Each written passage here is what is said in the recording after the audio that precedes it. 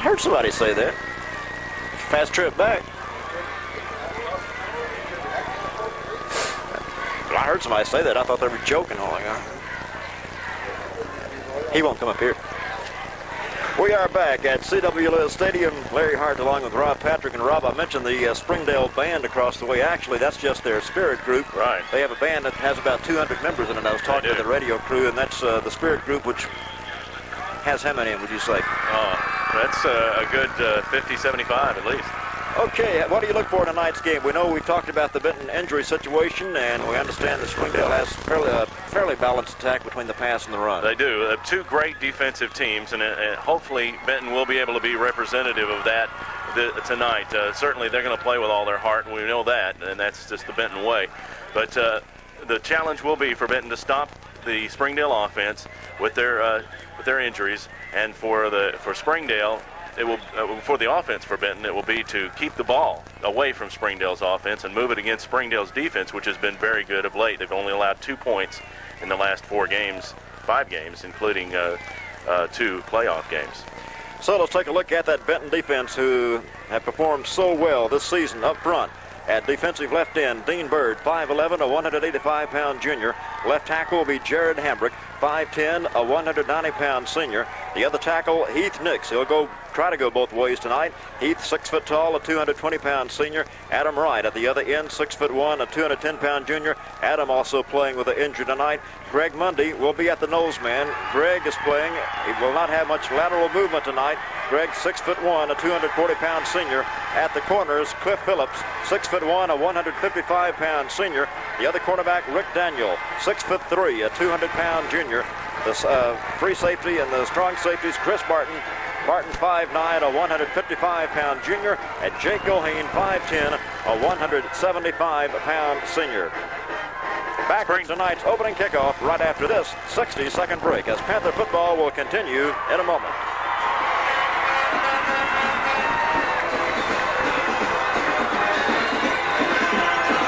How'd the toss go? Springdale won the toss and deferred. Benton? Springdale won the toss and deferred. Okay. Benton's will receive.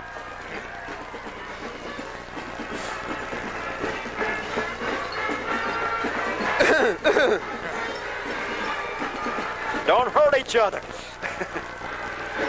They built a special heel for Mundy on his left foot. Yeah. They built it up so that to give him extra support for his ankle. They said he can run all right, but Just stopping and cutting is impossible almost. Is that right?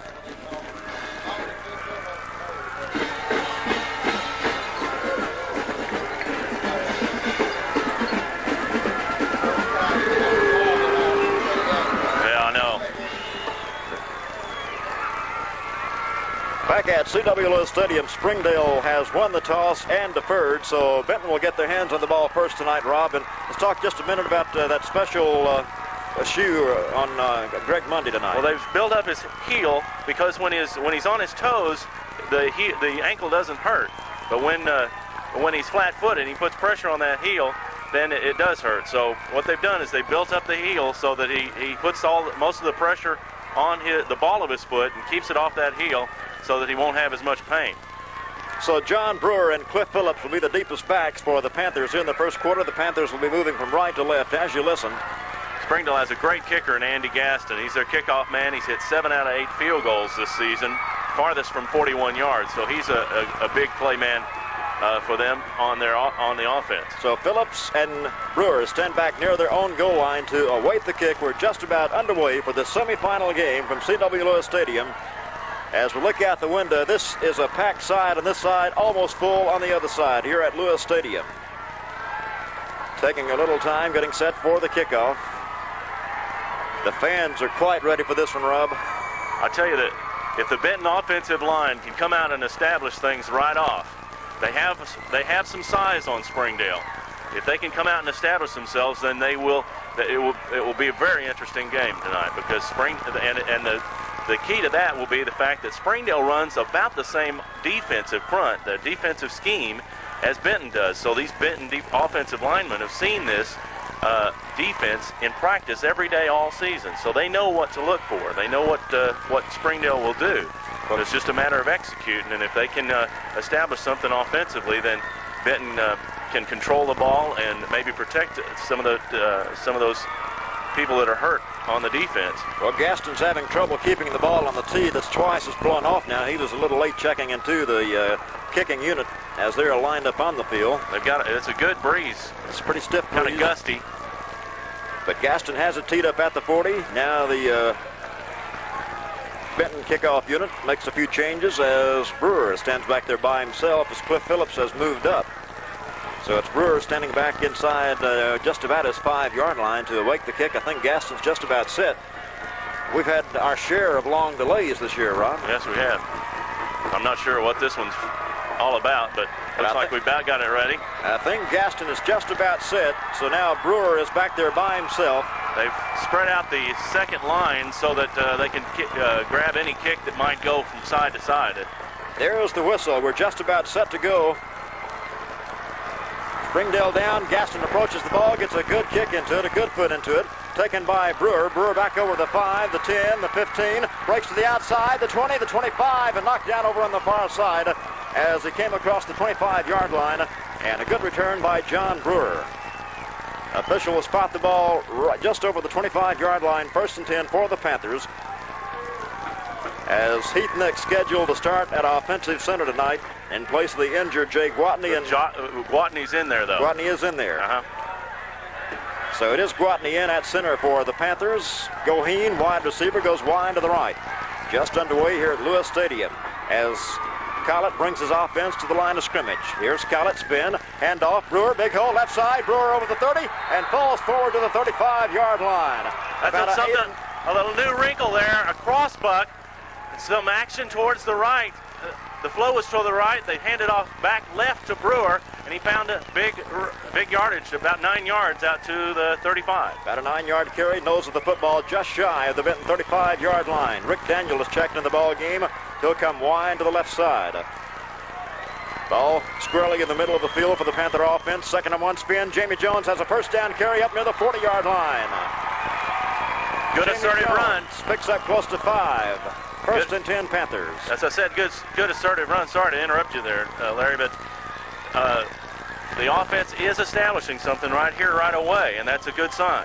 Goheen back in. He'll go wide to the right side. As Collett up under center, it is Jay Gwatney in there at center.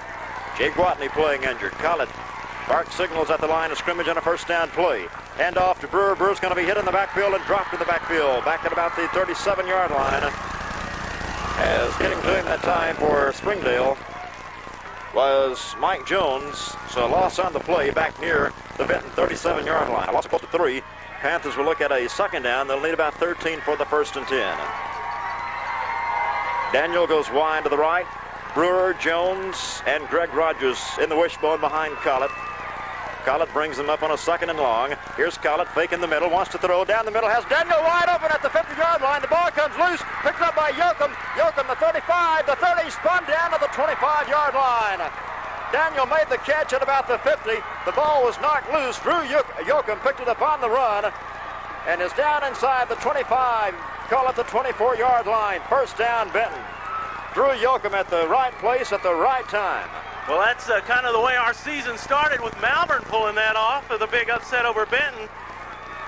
They scored on a play like that. Yoakum Johnny on the spot to pick it up. A big play for the Panthers early. Ball spotted on the near hash mark. 1st and 10 Benton, just inside the Springdale Bulldog 25-yard line. Goheen in the ball game, wide left, short side of the field. Running room to the Panthers' right. Collett has them set. Collett has it. Handoff goes to the... Wait a minute. Collett still had it. They whistled it dead before the play started. And then we just couldn't hear the whistles because of all the noise. Now there is a flag down. I love it noisy. We have a ball just inside the 25-yard line. Penalty on the flag. I was distracted by a policeman looking for somebody. I didn't quite understand what he said. I think they thought you were the PA man. Okay. Ball just inside the 30-yard line after a 5-yard walk-off against the Panthers. So it's 2nd down and 15. Collett has him set just inside the 30. Here's Collett, handoff Jones, big hole right side, inside the 25, down to the 23-yard line. Right side of the offensive line opened up a big hole for Jamie Jones. And Jones gets some of that yardage back down near the 22-yard line. Panthers will look at a 2nd down, and they'll need close to 7 for the 1st and 10, Rob. But it looks like the offensive line is opening up some holes. They're doing a very good job right now. They've got size on Springdale, and they're really taking it right at them. 2nd down, Collett 8 from the 22. Here's Collett, fakes right. Now he rolls right. He's got Holzer out there in the end zone. It's going to be intercepted in the end zone by Springdale. Picked off in the end zone by Springdale as Craig McKee came up with it. That is his 12th interception of the year. Craig McKee has set a new Springdale High School record with that interception, and he made a great grab on it. Looked like Holter was behind him, and McKee made up some ground there to intercept that one in the end zone. So Springdale takes over 1st and 10 at the 20-yard line following the Craig McKee interception. Justin Combs is their quarterback. He's a senior, a 168-pounder. Their fullback is Clint Brewer. They basically run the 2 wingbacks, Craig Foringer and Craig McKee. This time as they come to the line of scrimmage. Combs at quarterback. One set back behind him, that's Brewer. Wingbacks to either side of the field. Now man in motion back to this side. He'll take the handoff at the 20-yard line, 25-yard line, as it was Foringer, the ball carrier. And Foringer's out over the 25 near the 27 as he came from that wingback spot on the left side in motion and took the handoff from Combs. A lot of misdirection, a lot of motion, deceptiveness, a lot of ball handling. Justin Combs may be the key for Springdale because of his ball handling ability, his passing ability. He's probably the best quarterback Benton has faced all year. 2nd down and 7 for the Bulldogs from their own 27-yard line. This time split backfield behind Combs. Quick pitch goes to the fullback Brewer, and Brewer is going to be up near the 28, 29, maybe the 30-yard line. That's where they spot the ball. Greg Mundy is a courageous young man. He is in great pain. He is down on the field. They said they'd have to drag him off the field if they were going to get him off the field, and they may have to help him because he's hurt. Greg is down on the field. We have an injury timeout with the score: Benton nothing and Springdale nothing. Benton Panther football will continue in a moment.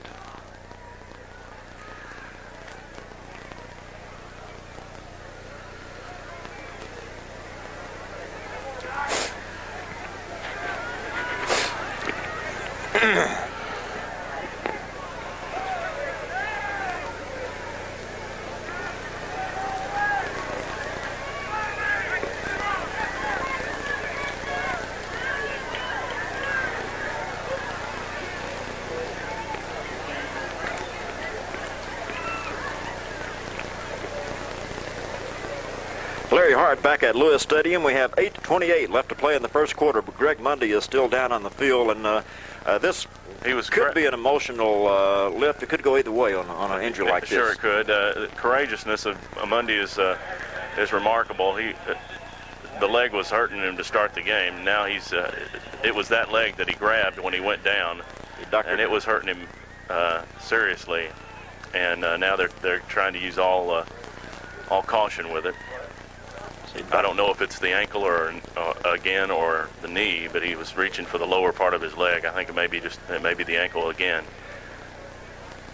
Well, it has to be encouraging to the Benton fans here and the ones listening on the radio, as Benton did move the ball very well in that drive until the interception stopped it. That's right. They got it down close to the 22-yard line before the interception by McKee stopped that drive. Greg Mundy is still down on the field, and while we have this opportunity, we'll go ahead and take another timeout with our score 0-0 early first quarter, as Benton Panther football will continue in a moment. Just hope he didn't break it.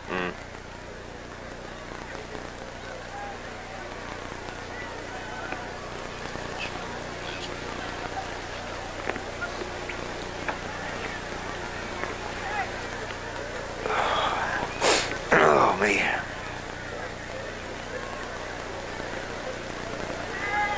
Lasted 2 plays. Huh? He lasted 2 plays. Yeah.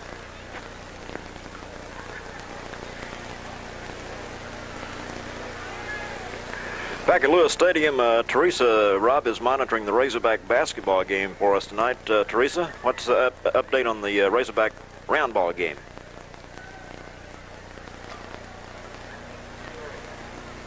Okay, still what, midway first half? Okay, thanks, Teresa. So 33-18, Razorbacks on top of Sanford down in Pine Bluff tonight, and does not look good for Greg Mondays. He's still down, Rob. Yes, we'll just have to wait and see. They're taking all the precaution, and some of the Springdale players wishing him well. It's a shame that the Panthers couldn't be healthy to play this big game. Again, we've had this situation before when Brian Holter went down in the El Dorado game, and it really puts these football games in perspective. But Greg Monday is quite an athlete, and we hope that this isn't as serious as it might be. I don't. As far as the Benton defense goes now, I think I saw Adam Wright come back in. They've got Dean Bird and Alan Bearden working at the ends now. Wright will be moved inside. I'm not sure which one will move to nose guard, but Monday's coming off on his own steam. Got his shoe off. Yeah. So it's that's very, very encouraging to see that. Well, he's walking off, as Rob said, pretty much under his own steam, and it wouldn't surprise me one bit to see him back in there. Well, I tell you what, he is something. He is. It is 1st and 10, Springdale from their own 30-yard line as we get back to play. As Combs, the quarterback, brings him to the line of scrimmage. Double wing formation, man back in motion. Handoff goes to Brewer, the fullback. Big hole, 35-yard line. Finally swarmed as he got it out to the 38, maybe the 39-yard line as Clint Brewer. He's a 207-pound senior on the carry out near the Springdale 39-yard line. It'll set up a second down, and Springdale still needs about one for the 1st and 10. Brewers, their big back, their fullback, he's rushed for over 1,000 yards this season. The Panthers, I found out the Panthers haven't allowed a runner to go over 100 yards yet this season, and that's going to be challenged tonight with Brewer. Second down and short. Here's Brewer. He'll have the 1st and 10 out of the 40 to the 44-yard line. Clint Brewer, the big fullback. Springdale runs a double wing set, basically. For the most part, we've seen them in the split backfield one play tonight. 1st and 10 Springdale at their 44-yard line. Springdale got the ball on an interception by Craig McKee in the end zone on a pass intended from Brad Collett to Brian Holter.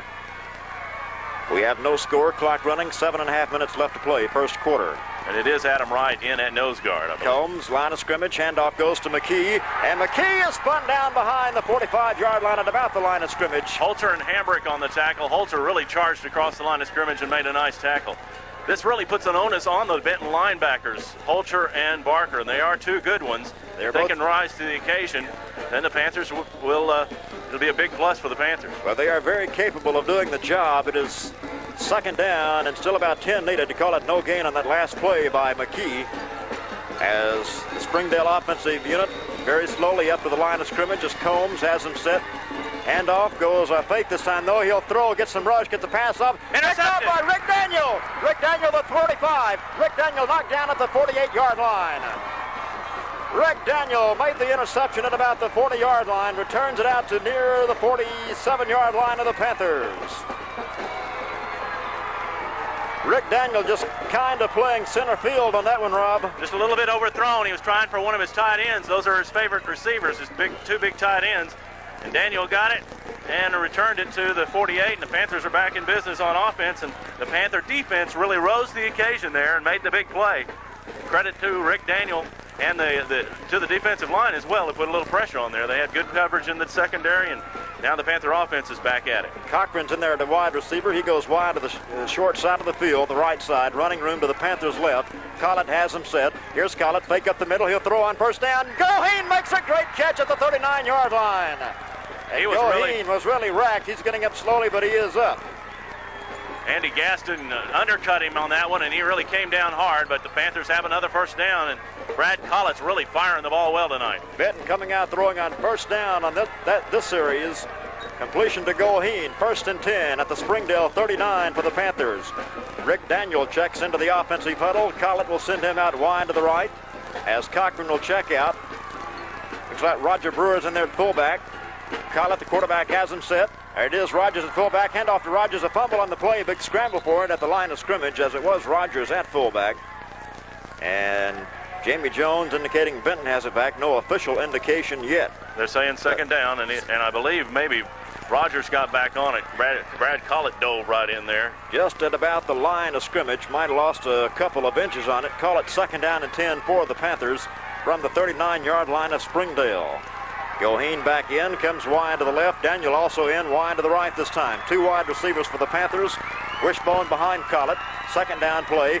Collett, handoff Rogers. Not much doing as Rogers picks up a tough yard near the 38-yard line.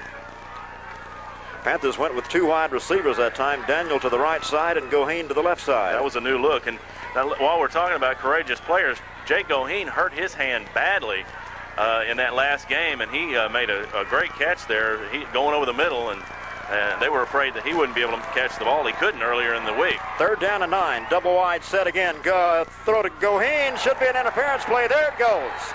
Pass was intended for Goheen. He was racked well before the ball reached him, and Goheen is getting up very slowly just inside the 30-yard line. No doubt about that one. I think it was Andy Gaston on the play again on the left corner there, and he was gonna make Goheen pay for the catch. Unfortunately for him, unfortunately for the Panthers, he made the hit too soon. Goheen is okay and back in there as he checks back into the again. huddle. Goheen, he is a tough hombre. It'll be a first and 10 for the Panthers. Clock is stopped at the moment. 4:58 left to play in the first quarter. As the interference call. He took a tough hit there. Really got smacked again. Ball will be stepped off inside the Springdale 25 at the 24-yard line. First and 10 for the Panthers. Having difficulty with our radio up here, Rob. Can you hear me? Yes. Okay, it's first and 10 Panthers at the 24-yard line. Goheen wide left. Yoakum the tight end to the right side. Wishbone formation behind Collett. Collett calling for the football. Collett spins, flag down as Collett bootleg goes right now. Looking, he'll run. Collett 20, 15, hit hard as he lowers his head at about the 10-yard line and goes down. I'm afraid that's going to be a Benton penalty. It was the flag was thrown in the Benton backfield. But a nice run, a very nice run by Collett that would have had the Panthers in scoring position at the 9, but it's going to be called back. Collett just lowered that head at about the 10 and hit the defender, but it will be wiped out by the penalty against the Panthers.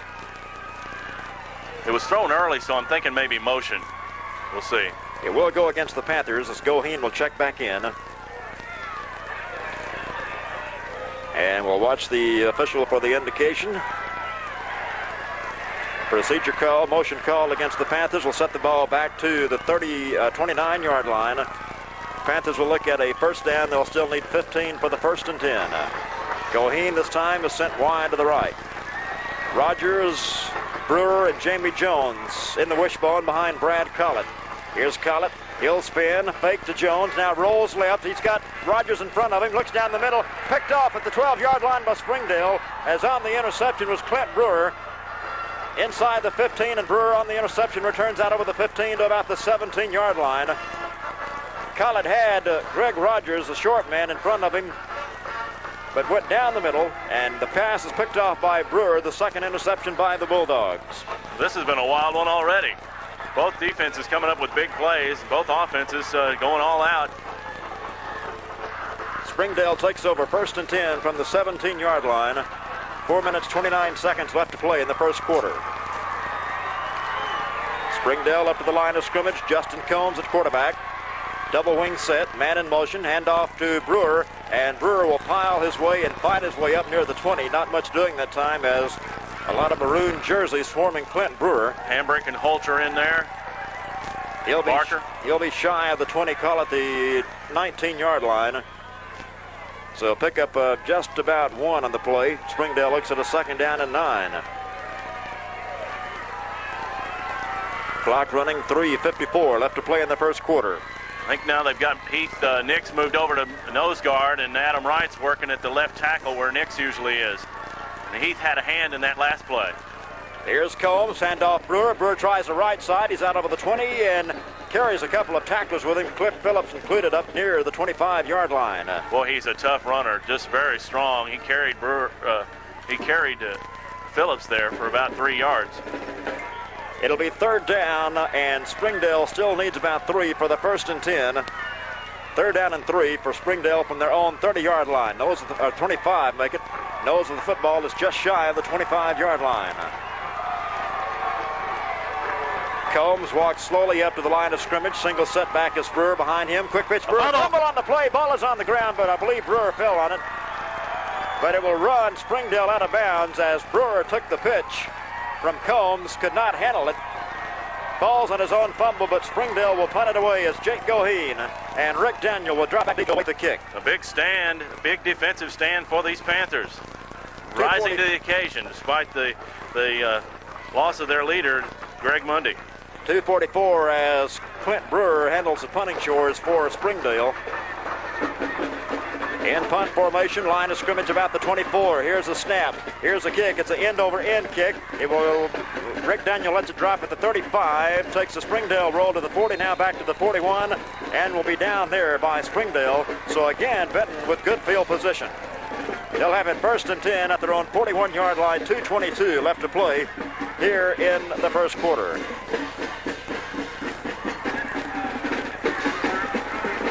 First and 10, Benton from their own 41-yard line. No score, late first quarter. Semifinal playoff action from C.W. Lewis Stadium in Benton. As Ian Perry into the ball game for the first time tonight. Goes wide to the right, wishbone behind Collett.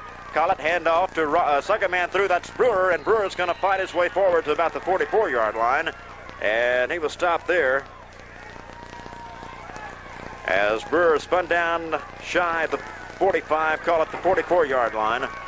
As John picks up close to 3 on the play, will set up 2nd down and 7 for the Panthers from their own 44-yard line. I'm sure the Panthers would like to really cash in on this field position this time. You don't have it the whole game, and when you get it, you need to take advantage of it. Here's Collett at the line of scrimmage. Collett rolls down the line of the option, pitches back to Brewer. Brewer's in trouble, cut down at the 41-yard line by Gaston. Springdale really defensive play. Springdale really attacked that option. They had it covered on all 3 fronts. It was really playing aggressively, which might lead to the Panthers trying to fake that option and put it up. So the Panthers lost on the play, sets up a 3rd down. They'll still need about 10 for the 1st and 10. Ball at their own 41-yard line. No score. As Drew Yoakum is coming to the sideline for the Panthers. Goheen's in the ball game. He goes wide to the right. Brian Holt at the tight end to the left side on this play. 3rd down rather and 10 for the Panthers from the 41. Wishbone. Collett fakes at the middle, throws for Coulter, and it's almost intercepted by Gaston at the 49-yard line of Springdale. Brian Holter, the intended receiver. So Brian will stay on the field to punt the ball away for the Panthers. I don't know if Brad just didn't see Gaston in that area or not, but he threw it right to him, and the Panthers were fortunate that Gaston dropped the ball. It'll be Brewer dropping back deep for Springdale. He'll await this punt at about his 25-yard line as Brian Holter checks in to punt it away for the Panthers. Of course, Greg Mundy is the deep snapper, so the Panthers have gone to a sophomore snapper. Big rush. Holter gets it out of there. Nice high kick, not very deep, but way up in the air. Brewer tries to catch it on the run. The ball is on the ground. The Panthers have recovered. I tell you, at the 43-yard line of Springdale. Brewer ran through traffic, Rob, trying to get to that football. Fumbled it as he tried to do that, and the Panthers come up with it at the 43-yard line. And the Springdale coaches would have an argument saying that he didn't have room to catch it, but he was so far away from the ball, he couldn't make an easy catch. So I think the play's going to stand, and the Panthers have recovered the fumble. Play does stand. Did you catch who made the recovery? I did not. 44-yard line of the Panthers. I'm trying to get our technical problem straightened out as I do play-by-play here. 1st and 10 Panthers at the 44-yard line. Following the fumble recovery. 30 seconds left to play in the quarter. Here's Collett, handoff to Rogers, and Rogers looks like he might have left the ball on the ground as he looked back. It was actually Jones. He faked it to Rogers and went to Jones on that play. So the gain on the carry just about to the line of scrimmage as 15 seconds showing on the scoreboard clock here in the first quarter. Benton will look at a 2nd down. They still need 10 for the 1st and 10 from the Springdale 44-yard line. They're going to let the quarter run out. That'll be the end of the first quarter with our score. Benton nothing and Springdale nothing. Back with second quarter action as Panther football will continue in a moment. I tell you what, we need to untangle the cord. It's all tangled up and it's being jerked around. I think if it just... Yeah. When it comes to insurance, that's Holloman Insurance Agency. Holloman Insurance. But getting what's best for you in all forms of insurance. Because Art Holloman represents...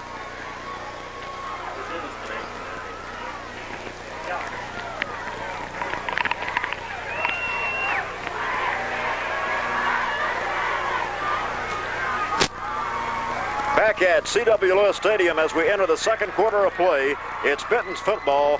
Second down and 10 from the 44-yard line of Springdale.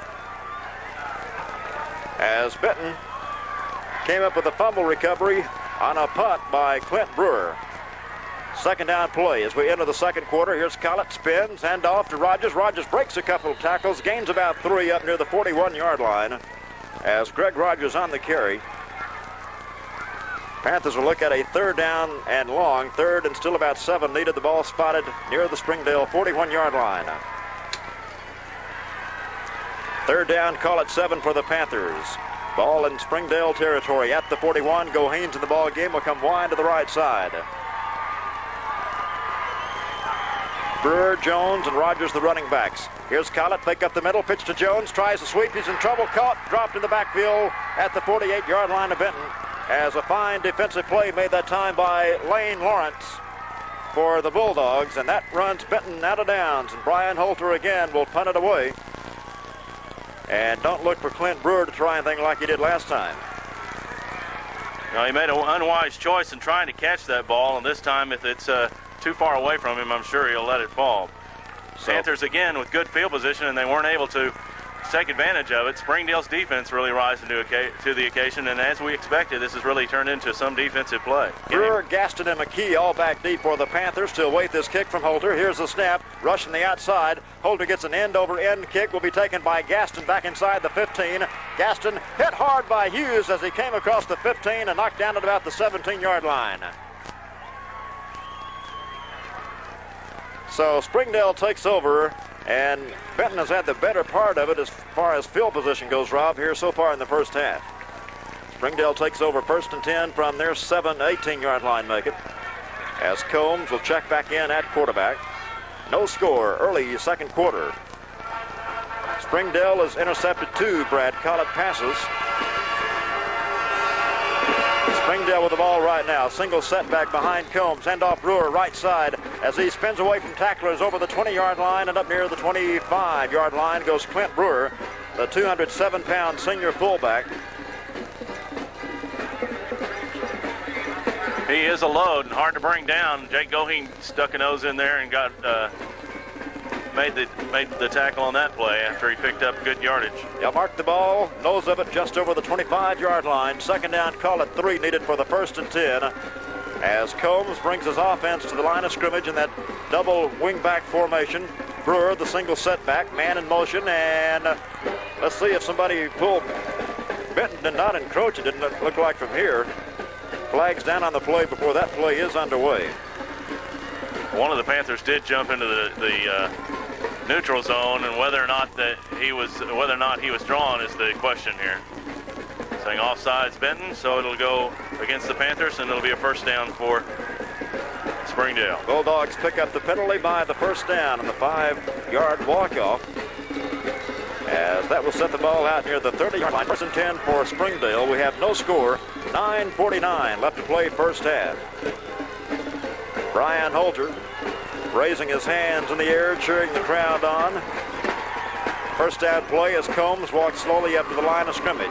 Springdale moving from right to left. Handoff goes to Foringer. Foringer has running room over the 40, 45, and finally pulled down from behind at about the Springdale 47-yard line goes Foringer. This is just a power sweep. Foringer starts in motion before the play starts, and they just run student body right. And Foringer picked up the blocking and ran hard.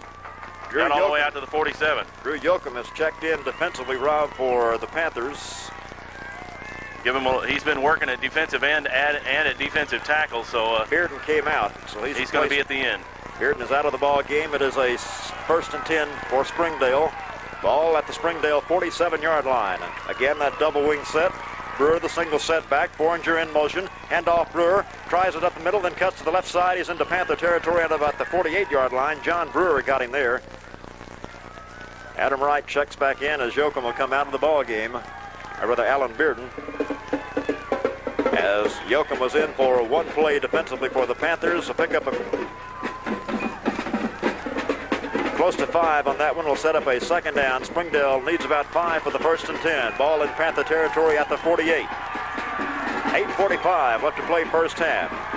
Double wing formation, the Foringer in motion. Reverse goes now to McKee. McKee 45, 40, 30, 25, 20. Pulled down at about the 11-yard line as getting in from behind Rick Daniel and also there Jake Goheen. That was that inside reverse.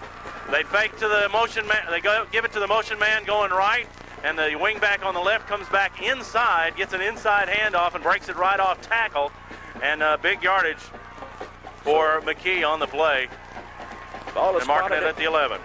So it's 1st and 10 at the 11-yard line for Springdale. Their deepest penetration of the ball game so far with 8:25 left to play in the first half. Combs has him at the line of scrimmage.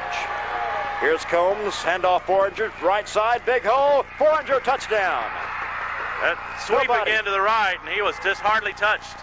They really, just a power sweep. Pretty much so, walked into the end zone untouched from 11 yards out. With 8:15 left to play in the first half, Springdale takes the lead at 6-0 with the extra point to come. That was an impressive drive for Springdale. They started at their own 18. Gaston's in to attempt the point after. Springdale at the line of scrimmage. Here's a snap, ball put down. Gaston's kick is up, and the kick is good. Timeout on the field with our score, Springdale 7, Benton nothing. Benton Panther football will continue in a moment.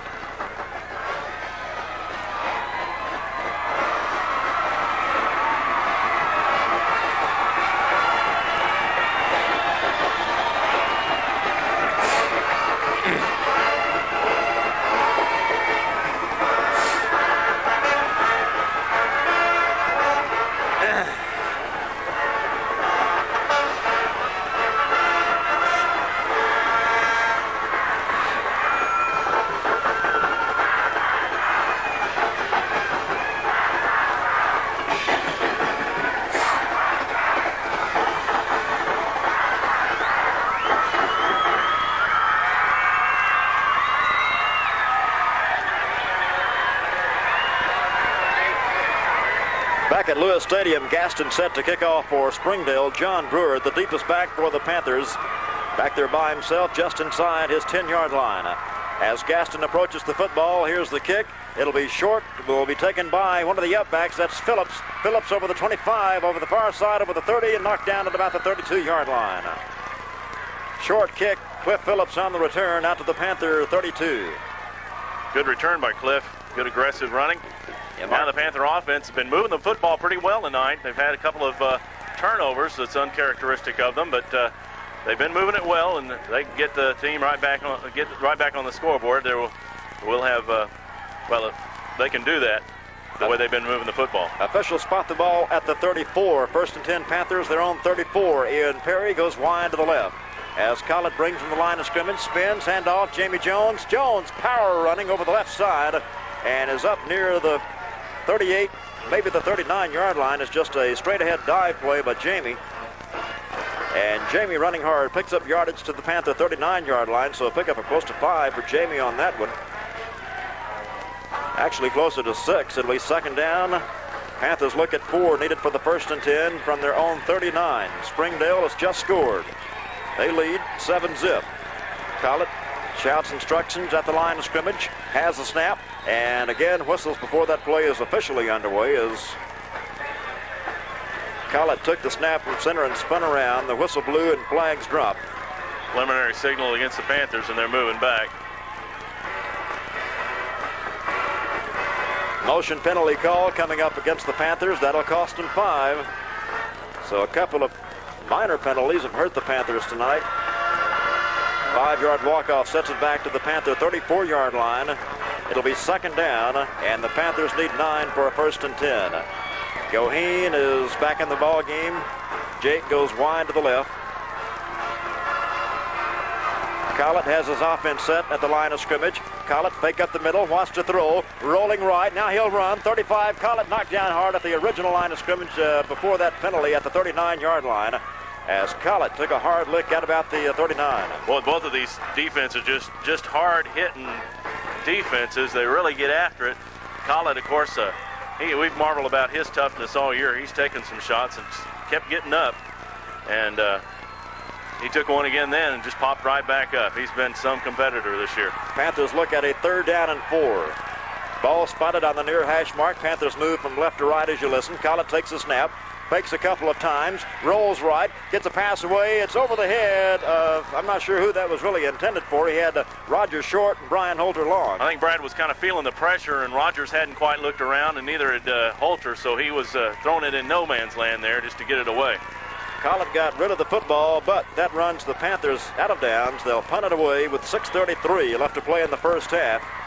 As again, Clint Brewer will drop back deep. Back there with him will be McKee and Gaston, as Brian Holter on to punt for the Panthers. And now another flag drops.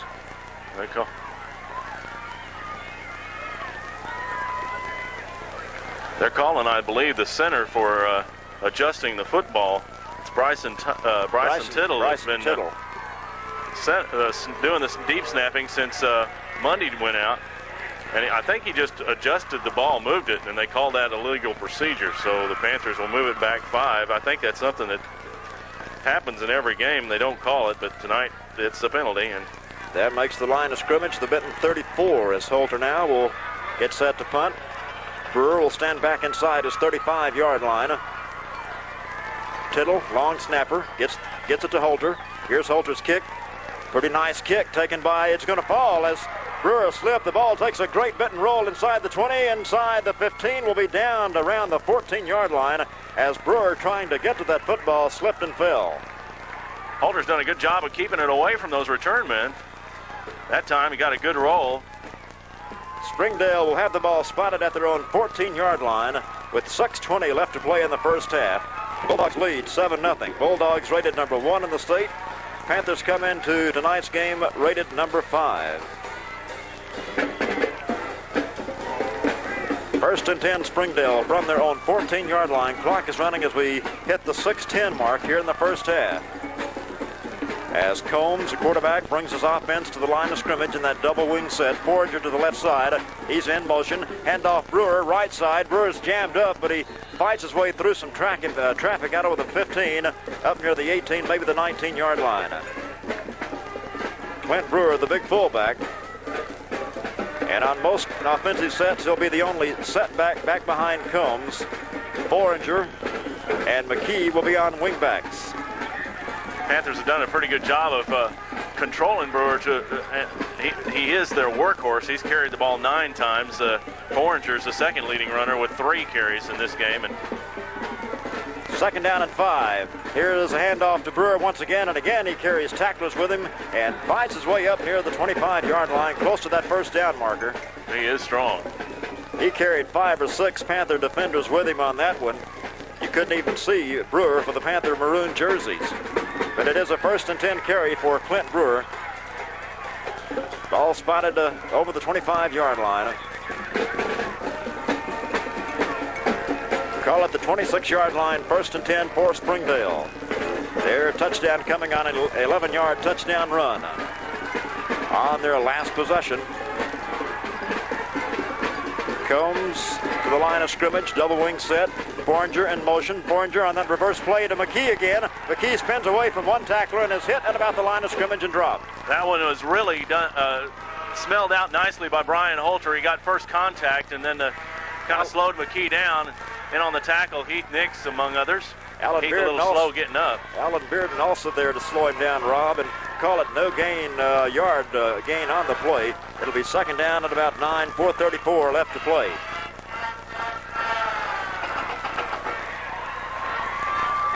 Boy, Heath Nix he's another tough one, boy. hanging in there. He's in a hurting right now. Springdale looks at a 2nd down and 9 from their 26-yard line. Foreigner in motion. Here's a handoff to the keeper play. Now the pitch goes to Foreigner. Foreigner the 30, 35, and spun down at about the 37-yard line. As I think Daniel ended up making the tackle. Finally got him. Again, the misdirection. They faked it one way, faked it another way, and then all of a sudden Combs was outside on the option, pitching it to Foreigner. So Foreigner picks up a 1st and 10 for Springdale. Ball spotted at the Springdale 38-yard line. Just over 4 minutes left to play in the first half for a semifinal action from Lewis Stadium. Panthers trail 7-0. First down play for Springdale coming up. Brewer the single setback. Foreigner in motion. Foreigner takes a handoff. Foreigner the 40. Cut down at about the 43-yard line. Well, they get about 3 or 4 of those offensive linemen out in front of him on that sweep play, and they just clear a path. Official will spot the ball at the Springdale 44-yard line, so a pickup close to 7 on that play, Rob, by Foreigner. Panthers held that one pretty well. They did a good job of getting over there in front of it and breaking up the interference and making the tackle. It'll be 2nd down. We'll call it 4 from here. Ball at the 44-yard line of Springdale. Springdale 7, Benton nothing. 3:18 left to play first half. Double wing set once again. Foreigner again will be in motion. Combs, handoff, Brewer. He's going to be stacked up as he got to the line of scrimmage and fought his way for a couple of yards, though, over the 45 to near the 47-yard line. Will be shy of the yardage needed for the 1st and 10. Looked like they had him jammed up, and he still got about 3. Panthers aren't used to, I tell you, this is really a credit to Springdale. They are moving the ball consistently against the Panthers these last 2 drives. This is a big play for Benton if they want to. They'd like to stop them here, make them punt, get that ball back. 3rd down, close to 2 as Combs to the line of scrimmage. Quick pitch, Brewer. Brewer, 45, 50. Got the first down into Benton territory at about the 47-yard line before he's brought down. But it's another 1st and 10 for the Springdale Bulldogs. This drive that started back on their 14-yard line. Alan Bearden out for one play, checks back into the Benton defense. As it was Drew Yoakum in there, Drew will check out. 1st and 10 Springdale at the Benton 47-yard line. 2:25 left to play in the first half. Justin Combs, a 168-pound senior quarterback, has them at the line of scrimmage, double wing set. Handoff goes to the other wing man this time, as it's in the ball game for the first time tonight for Springdale. And on the carry was Lane Lawrence, and Lawrence picks up between 3 and 4 inside the 45, close to the 43-yard line. They ran that sweep to the other side. Roger Barker smelled it out nicely that time and made a good solid tackle. Pickup of about 3 on the play, sets up 2nd down and 7. Ball at the Benton 43-yard line. Late second quarter, 1:43 left to play in the half. Ball spotted on the near hash mark. Here's Combs. Combs a fake to his wing back, wants to throw down the middle, has a man open. It's going to be knocked down, incomplete. Rick Daniel was there covering, also John Brewer there, and also Brian Holter dropping back from his linebacker spot. So Combs threw that one in some coverage. And he slipped down. His plant foot slipped a little bit, and the ball. He still did a good job of getting the ball away, but it hung up a little bit on him. It is now 3rd down. Springdale looks at a 7 yards needed for the 1st and 10. I tell you, if he'd have zipped it in there, the Panthers might have picked that one off. So it was really to his fortune that he slipped. Here's Brian Holter cheering the Benton fans on once again. 3rd down and long. Foreigner in motion. Combs, long count, has the football, fakes, little play action. He's in trouble, being chased, being stopped back at his own 48-yard line. I tell you what, that's a play. I tell you. Heath Nixon, Alan Bearden. That's only the 3rd time this season that Combs has been sacked. So a big play for the Panthers defense there. They got him back at the Springdale 49-yard line. Boy, how about Heath Nix? He just keeps going and keeps going on that bad knee. Keeps getting up and getting after it. He was getting after it on that one. And that run, Springdale out of downs, as Brewer will kick it away to either Goheen or Daniel back at about their 20-yard line. Springdale leads 7-0. Here's the kick. Not a good kick. He shanked it off to the right. It's going to land at about the 42 and takes a bit of actually just rolls laterally at about the 42-yard line. We'll be down at about the 41 as he shanked that one badly. Benton again will have good field position and 45 seconds to work with on the clock. Roger Barker's checking in. John Brewer checking in. Jamie Jones, and now Brad Collett comes on. Also Rick Daniel, Jake Goheen, and Brian Holter. Looks like they may go to that Brewer's coming out. That spread formation and try to pass the ball down the field and get a score. Clock begins to run now. The exchange is Jamie Jones quickly getting out of the game. Rick Daniel comes wide to the right. Goheen is wide to the left. Single setback as they break the bone. It's that run and shoot look with 4 wideouts. Here's Collett dropping straight back, looking to the right side for Daniel. Daniel leaps. Can't make the great grab this time. Daniel almost pulled it in at the Springdale 40-yard line, but he was well covered. Rick had his hands on the football but could not haul it in. Incompletion will stop the clock with 20 seconds left to play in the first half. That guy McKee, Craig McKee, has got those 12 interceptions and came up with one earlier in this game in the Panther end zone. Got just enough of that one to disrupt Daniel's concentration. As it was, Rick almost got it on the rebound. It's a great effort, but just short. Second down and 10 for the Panthers. They're on 41. Rick Daniel wide right. Cochran in the ball game is wide left. Single setback behind Collett. He'll throw. Now he's in trouble and will be lost back at about the 37-yard line as he was swarmed by white-jerseyed Springdale Bulldogs there. Loss on the play back to about the 37.5-yard line, and 5 seconds showing on the scoreboard clock, and Benton has taken a timeout. Timeout on the field with the score, Springdale 7, Benton nothing. Benton Panther football will continue in a moment. You want that? You want it? Who brought it? It's one of the guys from next door. You not a coffee drinker?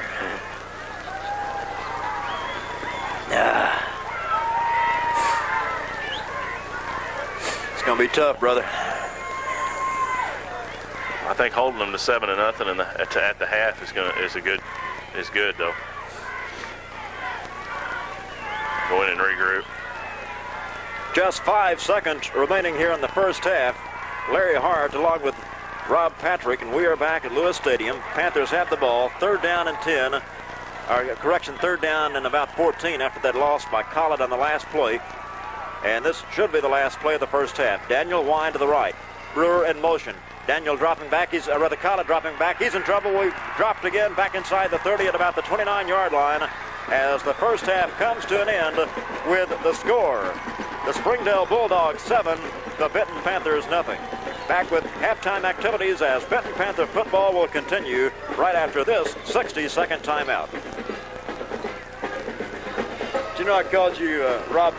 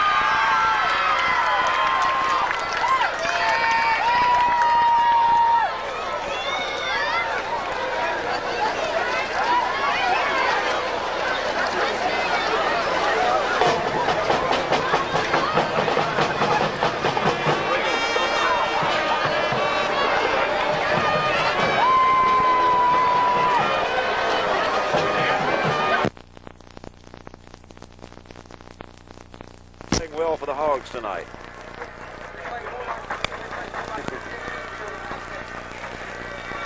Okay, thanks, Teresa. 63-41, and they're early in the second half of that one in Pine Bluff.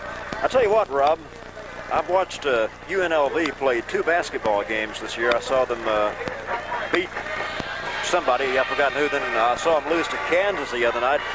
Kansas have been world beaters, haven't they? They beat the LSU, and then they beat UNLV. Knocked off number 2, then knocked off number 1. I believe the Razorbacks can beat UNLV, even out there, if they don't get intimidated by the big light show. I think this Razorback team can beat anybody in the country. And, of course, with UNLV being a number 1, that includes them by all means. And I think that will be a highlight game of the season for on a national level, not just for Razorback fans. The Razorback basketball team, of course, is as deep as ever with quality talent, and it should be exciting to see them play this year. Are you a bit surprised that Hury got the start tonight in this actually the opening game of the season? Not necessarily, because really starting for the Razorbacks doesn't mean as much as it might for other teams. All of the main players are going to play, and it may just be a boost for Hury from his coach Nolan Richardson to saying you've done a good job on your rehabilitation, you've been a good citizen, and you've stuck with it, and you've worked hard and everything. It may be a reward for his good work that he's in that starting lineup tonight. Okay. And of course, he is a junior this year, so you want to get your upperclassmen in there if you can. Well, the Benton Band is not marching, but they are performing. Let's go down to the field and pick up the halftime performance of the Benton Band.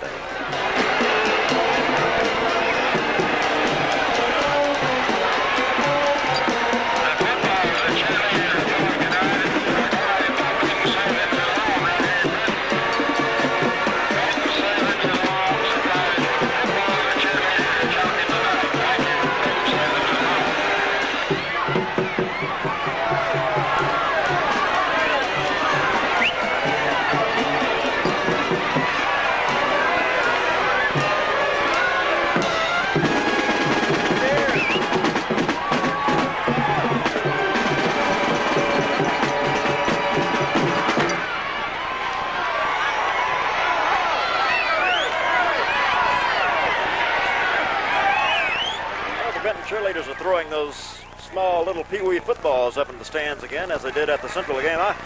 My son wound up in one of those football games for me. I got one of those, so well, that one almost reached the press box. Somebody has a good arm. Champions. Somebody has a good arm. Halftime it's really score. been. Oh, I'm sorry. Go ahead. No, I was just going to say, it's just reflecting on the season. This is win or lose the last game for the Panthers here at C.W. Lewis Stadium, and it has been a remarkable season for these guys.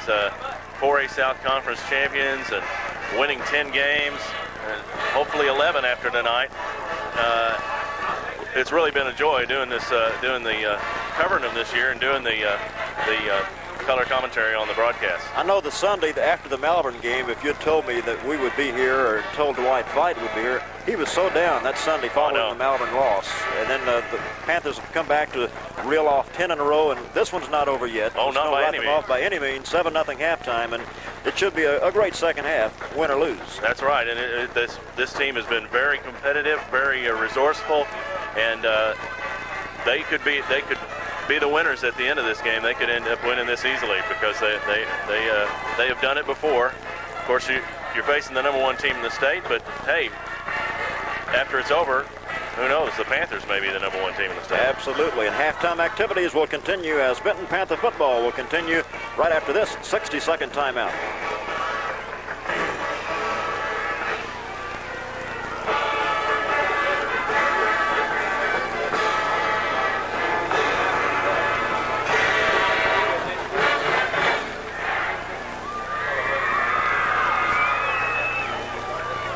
Oh, me. Oh.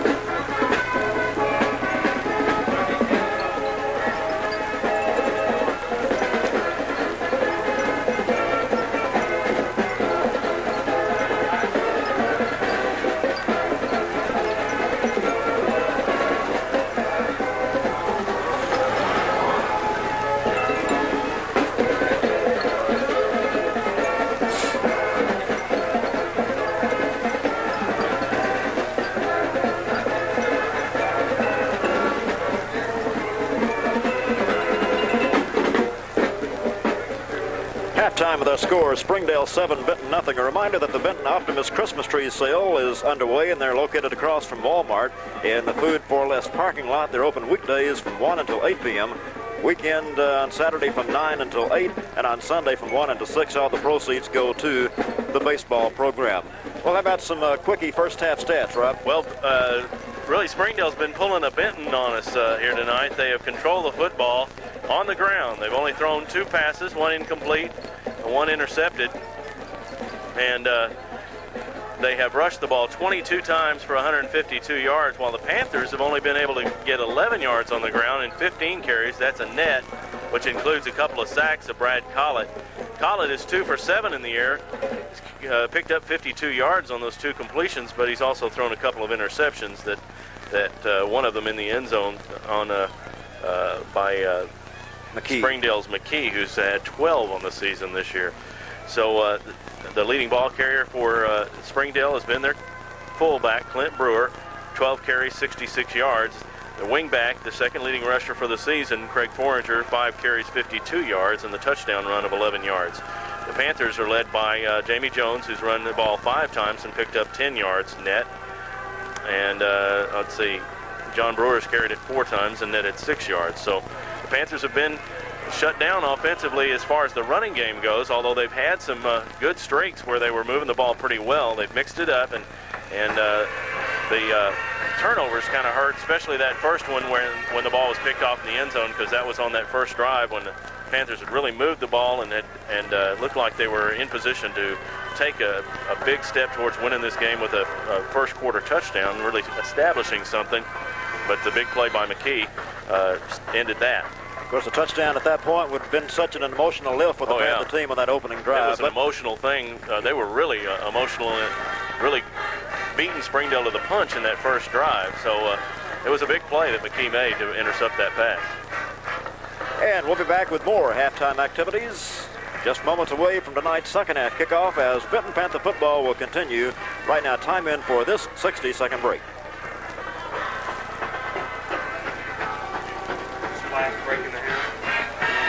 I don't know. 6 minutes left in halftime. I'll probably take one more before kickoff.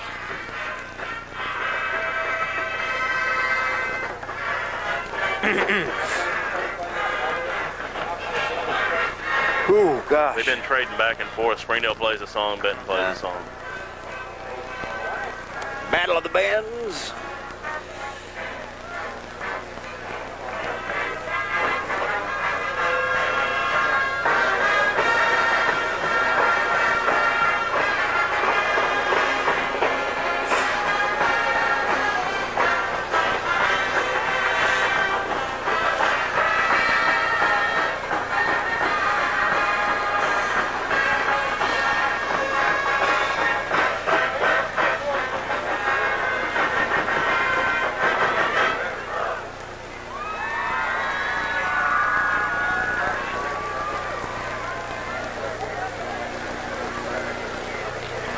Larry Hart along with Rob Patrick back at C.W. Lewis Stadium. We're still at halftime, and Rob, I didn't make the last Panther basketball game, but you talked about how great their defense had played against Sheridan a few nights before a week ago tonight. It sounded like they did it again at the other game. They really did against again a taller Arkadelphia team. They controlled they actually out-rebounded them and played defense. They didn't shoot very well themselves. They shot 57% against Sheridan to win. Only 47% against Arkadelphia, but they held Arkadelphia to 37% shooting and caused 18 turnovers. They really were. They pressed Arkadelphia well. Arkadelphia had a quick team, so they were very impressive in that victory. What about the Panther girls team? They played one of the toughest teams in the state the other night and got beat by 10, but it was closer than that throughout the ball game, and it was really a very good ball game for between 2 very good teams that most would say both of those teams will be in the state tournament at the end of the season. Of course, Arkadelphia, one of the top 3A teams, and Benton, I think many would say, is one of the top 4A teams this year. The Lady Panthers played pretty well, although they didn't shoot particularly well, and Arkadelphia's girls really sizzled. They shot 61% in that game, and they had a couple of their inside players. One of them scored 28 and the other 25, and or 24, and both of them had very good games. One of them, Kelly Bennett, the one who scored 24, is already signed to play major college basketball out in California. So the Lady Panthers played well and maybe learned a few lessons about playing in tough games against tough teams, and I think they'll be better for it, and certainly look for them to collect a lot more wins this year. They're going to be one of the top teams in the state, I think. Well, turning to baseball, we have what seems like a long second half anyway. Of course, the MVPs of the National League and the American League named Were you surprised by the American League? A little. Of course, I got to thinking about it, and in the American League, you didn't have the dominant players this year like you had in the National League. You didn't have a Kevin Mitchell or a Will Clark. If you didn't see it, Robin Yount of the Milwaukee Brewers won that, and I kind of thought if they were going to go by stats that Ruben Sierra, the Rangers, would win it. But how many people? Milwaukee really had a disappointing season because they were thinking they were going to be right in the thick of the race all the way, and Ruben's really not a household name, though. That's true, but the sports writers who vote on that should know that he is what kind of stats he had, and he certainly had better stats than Yount. Would you have voted for Mitchell or Clark? I would have voted for Mitchell just because he had the big numbers. He really carried him for a long time. He wasn't the big guy in the postseason, late in the season, that Clark was, but throughout the season, the reason they got there was because Kevin Mitchell and Clark had the big season, but Clark really shined in the late going, and of course with the national exposure of the playoffs and World Series, many would believe, I think, probably pick him as the most valuable player towards the end of the season. Certainly he got the most valuable player award for the championship series against the Cubs. Well, a big football game tomorrow. Pitt's #1 Notre Dame against #7 Miami. That's a late game. I'll beat you to the punch. What? Who's your pick? Who's my pick? Notre Dame, all the way. I have to admit, I'm a Lou Holtz man. Oh yeah. So they're very tough, and they played a tough schedule. They played some good teams this year, and they've come up on top every time out, and no reason to think they won't again tomorrow. Of course, that's such a bitter rivalry. Oh yes. After the little tussle they had in the runway last year, I think Miami's been waiting for this since that time. So it'll be interesting to see, after what Lou Holtz said about resigning, if his team pulls any more of that. So it should be an interesting ball game. Well, I think they come out of different tunnels in Miami, so they won't be running into each other until they get on the field, I don't think. How do you pick that one?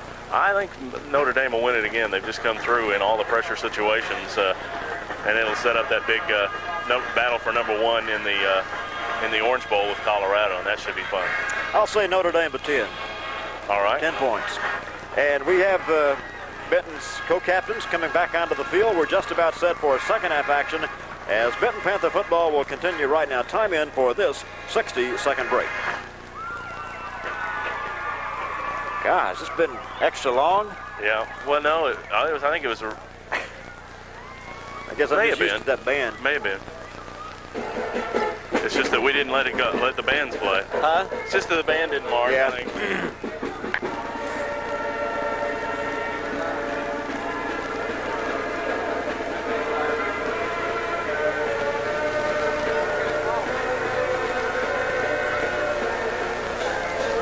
I just hope they keep it close. Huh? I hope they keep it close.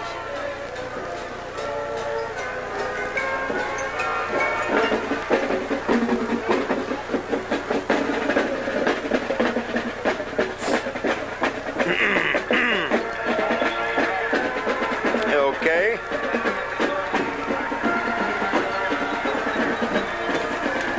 Forgot about this.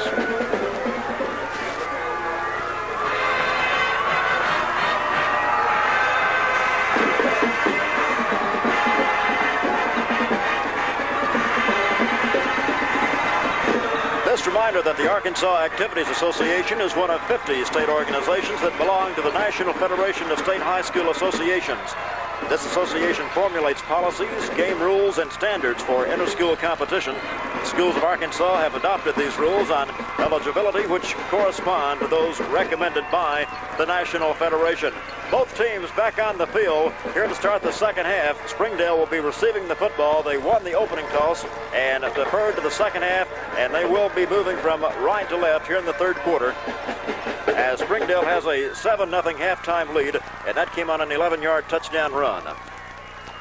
But it'll give the Panthers, the fact that they're kicking off here, will give them a chance to establish field position by getting Springdale's offense deep in their own end, and then if they can stop them, then they can have that field position advantage again and maybe get the offense to cash in on one this time. So a big defensive series right off the bat for Benton would be a big lift and a big start towards putting this game even and putting the Panthers up on top. Panthers back on the field. They look fired up. 7-0. Springdale on the field awaiting the kickoff. Panther team still warming up on the sidelines as we have 24 minutes left to play. 24 minutes of what will be the last football game this season at C.W. Lewis. Now, not necessarily Benton's last game, we hope. We could be at War Memorial Stadium next week, and if you'll remember, two of the biggest games the Panthers had this year, they were behind 7-0 at the half. At Sheridan, they came back and really, it was a gut check. They won it 9-7 on a late field goal. And against El Dorado. In the championship game of the 4A South, they were behind 7-0 at the half. And that just shows they can do it. They can do it. So Reed Kaufman has the ball teed up. He'll kick it off for the Panthers. It is Clint Brewer back deep for the Bulldogs, back inside his 10-yard line. As Reed Kaufman, the sophomore kicker, has it teed up. There's the whistle. Panther kickoff unit is down. Kaufman approaches the football. We're underway here in the second half. It will come to Kaufman. He'll take it at his 9. Cuts to the far side over the 10. Brewer, the 15, the 20, the 25, the 30, and on his feet up near the 35-yard line before being driven down to the turf by several maroon jerseys over there. But a good run back by Clint Brewer as he took that out at about his own 9-yard line and returned. They'll spot it up near the 34-yard line, 1st and 10 Springdale.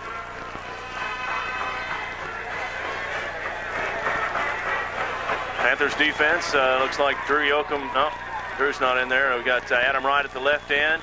And I believe that, well, I think that maybe Greg Mundy is back out there. It's standing like Greg Mundy is. Heath Nix is back at left tackle, and I believe Mundy's trying it again. Jared Hambrick's at right tackle. Combs at the line of scrimmage, handoff Foranger, right side, 35, Foranger the 40, the 45, cuts through a lot of traffic and is over the 50 near the 49-yard line. A reverse action again. The movement was all to the left, and then Foranger took it back to the right side and picked up a first down. Heath Nix is limping badly as he gets up. He's staying in there at the moment. 1st and 10 carry on the first play from scrimmage in the second half by Foranger. Ball just inside Panther territory. Call it the Benton 49-yard line. Just underway here in the third quarter. We mentioned it early in the game that the lateral pursuit for the Panthers is what's hindered by their injuries. Here's Combs at the line of scrimmage. Handoff Brewer right at the middle, right at the gut. Breaks tackles 35, spins at the 30. He fumbled the ball, and it's fallen on by, I believe, John Brewer. Hambrick. Or Adam Wright. Trailing the play, Adam Wright picked up the ball, and I think Brewer caused the fumble. Panthers make the fumble recovery at their own 31-yard line as Brewer was trying to spin away from a tackler at the 35. The ball was jerked loose, and the Panthers come up with it at the 31-yard line with 11:09 left to play in the third quarter. Big break. Now the Panther offense needs to establish something right here. Panthers trailing by a touchdown. Roger Barker has checked into the offense for the Panthers. He'll be running at the right halfback spot. May just see the Panthers try to power it on Springdale here with the running game. Collett has them at the line of scrimmage. First down play. Handoff to Jamie Jones. Jamie's wrapped up at the line of scrimmage. Nothing doing to the right side that time for Jamie as he was spun down hard right at about the line. It actually lost about a yard on the play. They'll mark it back at about closer to the 28-yard line. So a loss on the play. It'll be second down and call it close to 12 needed for the 1st and 10. Loss of near 2 on that one. Big Mike Jones came across the line on that play to make the tackle for Springdale. Second down and long for the Panthers from their own 28. Collett in the wishbone, fake up the middle. Fake again, a roll. Collett's in trouble. Will be dropped for a loss back at the 22-yard line. Well, he's just not getting time to throw much. As getting up off the bottom of the pile for Springdale was Donald Tucker. As Collett had no time at all, they'll spot the ball closer to the 23-yard line. Rick Daniel will check into the Panther offense. Clock running with 9:55 left to play in the third quarter. Springdale leads it by a touchdown. It's 7-0. Panthers moving from left to right as you listen here in the third quarter. Collett brings them up in the wishbone. Daniel wide to the left side. Collett has a snap, looking for Rick Daniel. Gets some time, now swings it out to Brewer. As Brewer is at the 25, the 30, knocked down at the 35-yard line. 1st and 10, Panthers. Again, Collett took a big shot. Brewer got it in out to the 25, short of the first. Short of the first down. I looked at the wrong markers, well short of the yardage needed for the 1st and 10. As just a swing pass to Brewer. Collett was looking for Daniel downfield. Daniel was covered. He got it to Brewer on the short one, but the Panthers will have to punt it away as Gaston and Clint Brewer drop back deep to await the kick from Brian Holter. Line of scrimmage is the Panther 34-yard line. See if maybe the special teams can come up with a big play here, as they have in the past. Good snap to Holter, not much of a rush. Pretty good kick by Bryan. Will be taken by Gaston at the 35, the 40-yard line, and swarmed at the 43-yard line. As Gaston got it back to the 43 on the return. So we see Heath Nix checking back in defensively. He was limping pretty badly a few plays ago. He is back in there. Springdale takes over 1st and 10 from their own 42-yard line.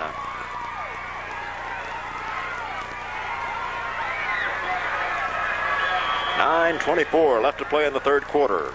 Semifinal action. The finals next weekend from War Memorial Stadium in all classes. 1st down, Springdale. Handoff, Forager, right side, sweep, 45, Forager to the 50, the 45, the 40, the 35, leaps one of his own players, inside the 30, down to the 25, inside the 25 to about the 23-yard line. Great run by Forager. Craig Forager, a 155-pound senior. Did you see him leap his own player? It was quite a run. He is a very good athlete, has good speed, and they had that power sweep over there, and just really opened up a lot of room for him to run. 1st and 10, Springdale. Ball will be spotted at the Panther 23-yard line. Less than 9 minutes left to play in the 3rd quarter. Springdale slowly to the line of scrimmage on a 1st down play at the Panther 22-yard line. Man in motion, Forager back to the near side as Combs will hand off to Brewer, and Brewer is going to battle his way inside the 20. Got it maybe to the 19-yard line before being stacked up there by the Panther defensive unit. They'll spot the ball just inside the Panther 20. Forager now has gone over 100 yards for Springdale, 7 carries, 104 yards. So checking out of the ball game is Alan Bearden, as Drew Yoakum is in there at defensive end for the Panthers. Panther defensive unit again yelling for the fans to cheer them on the field. 2nd down play. Again, that handoff to the wing back. This time it's McKee. McKee is going to be stopped by Heath Nix at about the line, actually right behind the line of scrimmage. Lost a half yard or so on that play. Panthers need a big stand, a defensive stand here. Springdale. Rob Lane Lawrence will check back in for Springdale. He's carried once tonight. He'll be at that wing back on the right side. Forager is in there at the wing back to the left side. Brewer is the fullback. Combs the quarterback. I believe James Harville is in that. Here's Combs keeping the ball. Combs the 20 and knocked down up near inside the 15 at about the 13-yard line, and we'll wait till the end pile. He is close to that 1st down marker as Combs on the keeper to the right side that time.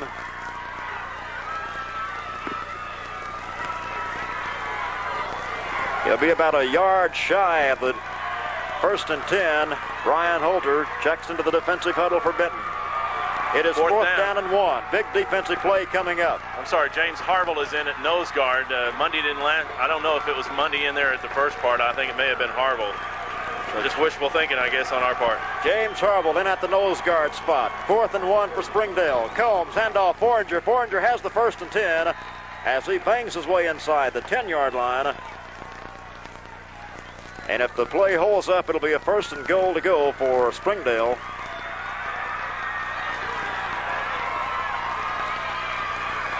Ball spotted at about the 9-yard line. Springdale with a 1st and goal from the 9. 6:43 left to play 3rd quarter. As Combs comes up with a big 4th down play for the Bulldogs. Springdale 7, Benton nothing. Midway 3rd quarter. Combs walks his offense slowly to the line of scrimmage. Quick pitch goes to Foringer, right side. Foringer dives down to the 5-yard line. Maybe got it inside the 5 as he just took a dive over a pile of Benton tacklers. Give him a pickup of just a couple on that one. Ball spotted near the 7-yard line. To be second down and goal from about the 7. I think Cliff Phillips got him by the ankles as he made that leap and made the tackle. Second and goal from the 7. Foringer, wing back to the right side. And McKee back in the ball game, wing back to the right side. Here's the handoff to Brewer, right up the middle. Brewer running hard down to the goal line. Is going to be stopped down at around the 2. Maybe got it to the 1-yard line, Rob. As Big Clint Brewer will mark it, they'll mark it at about the 1. It'll be third down and goal for Springdale from the 1. This has been an impressive drive by the Springdale Bulldogs against one of the best defenses in the state. They have taken, though admittedly they aren't at full strength. This time Foringer will be to the right side. Back in the ball game is Lane Lawrence also. Wing back right. Combs calling for the football. Handoff goes to Brewer. Brewer's going to be knocked and backed up. Brewer didn't get it in there.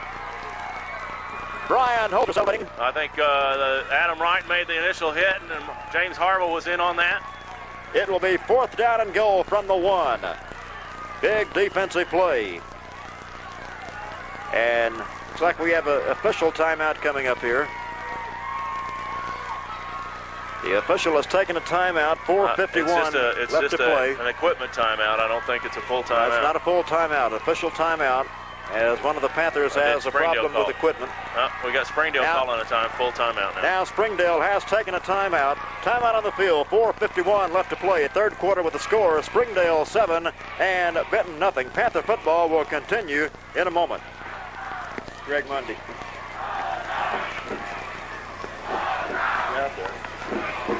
He's going back in. Looks like it. He wants to. Oh, I'm sure he does. He wants to. Be his last game at Benton High. There he goes. There he goes. Shoot, Usher's on the air.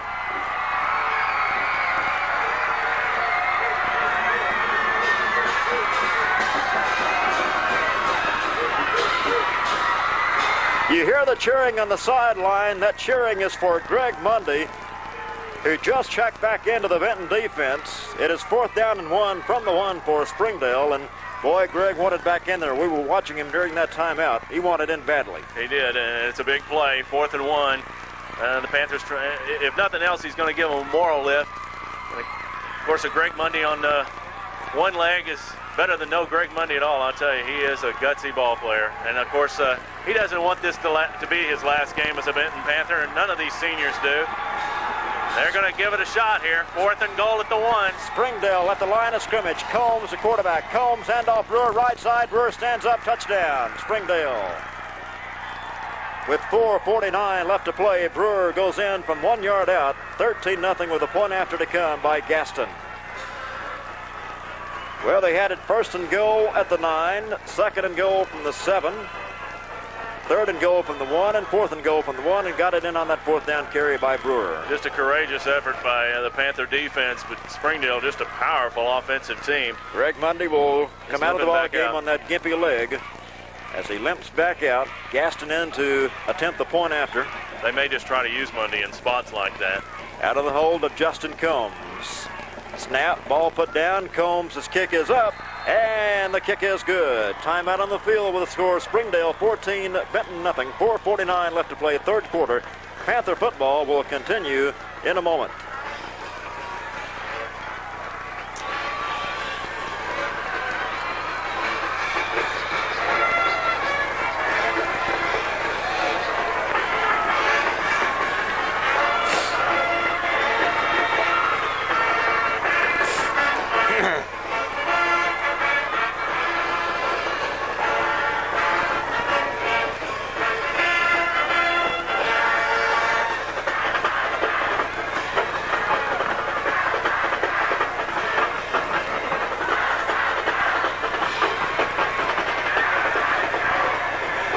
Gary Hart, along with Rob Patrick, back at Lewis Stadium. Springdale has just taken a 14-0 lead as Gaston prepares to kick off for the Bulldogs. John Brewer back just inside his 5 to await the kick from Gaston. Late third quarter. Springdale a 2-touchdown lead. Here's the kick. It'll come to one of the upbacks at the 21-yard line. Is that Hughes out over the 25 on his feet at the 35-yard line up near the 40-yard line and still fighting as a flag goes down back downfield. This is Greg Rogers on the return. Rogers on the return, one of the upbacks, and a flag is dropped in what is usually a illegal block or a clip territory, Rob. Yeah, they're going to bring it back and mark the penalty from about the 30-yard line. Good return by Greg Rogers. Will be wiped out by the penalty against the Panthers. Flag was dropped at the Benton 30-yard line, so foul occurred in the vicinity of that spot. Clock is stopped with 4:43 left to play in the third quarter. Panthers have uncharacteristically made some mistakes in this game that you don't usually see, uncharacteristically, obviously. 6 penalties for 40 yards and a couple of interceptions and a couple of fumbles, although they haven't lost any of them. Springdale, on the other hand, has not been called for a penalty. They have turned the ball over themselves 3 times. The Panthers have yet to be able to cash in on those yet. 15-yard walk-off back to the 15-yard line. 1st and 10 for Benton as Collett brings them up. Jones, I believe Roger Barker's in there at left halfback. Greg Rogers at fullback. As Collett, the quarterback, has them set. It is Barker at left halfback. Here's Collett. Will leave the ball with Rogers, and Greg Rogers running hard, breaks a couple of tackles up near the 25 and is driven back there. He may have picked up a first down there out to the 26. They'll mark it up to the 26, and that should be enough for the 1st and 10 as Greg Rogers is shaken up on the play. As he came out of that pile, I thought he was just mad, but he was hurting. He's up now and appears to be okay. He's mad. I think he's mad that he's hurt. Mad. I think he's mad that he's hurting. Greg Little is checking in as Rogers is on his feet as he picked up yardage out to the 26-yard line, and where that ball is spotted, that should be a 1st and 10. Haven't called for the chains or called the first down yet. Now they're moving the chains. 1st and 10 Panthers. It is a 1st and 10 at the 26-yard line as they move the chains. And Collett brings his offense to the line of scrimmage. 4:28 left to play third quarter. Still plenty of time for this Panther team. Wishbone formation. Collett has the ball. Again, he'll leave it with Rogers, and Rogers not as much this time, or rather little in the ball game for the injured Greg Rogers, and yardage picked up out near the 29-yard line. So a pickup of close to 3 that time for Greg Little as John Brewer will check out of the ball game.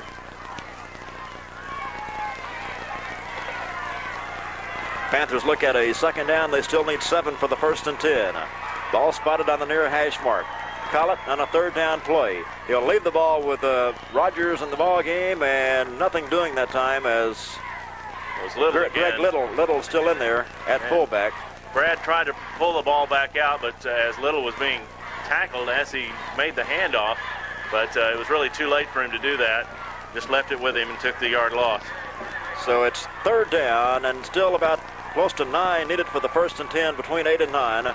As Collett has his offense at the line of scrimmage in the wishbone. Collett calls. Quick pitch goes to Jamie. Sweep right side. Gets away from one man at the 25 and runs out of sideline at about the 30-yard line, 28-yard line.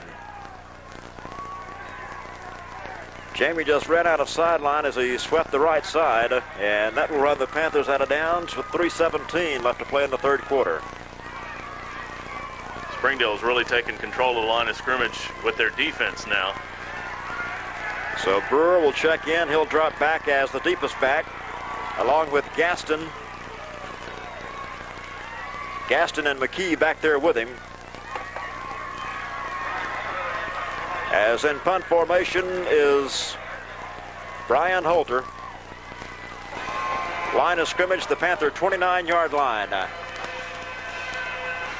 Here's a fake. Goes to Greg Little, but Little will get it back to the 30, and that's all. Springdale will take over there.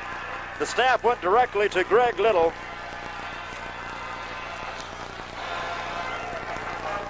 Springdale takes over 1st and 10 at the Benton 30 on the fake attempt by the Benton Panthers. With 3 minutes and 12 seconds left to play in the third quarter, Springdale already leading 14-0. They'll have it at the Benton 30-yard line.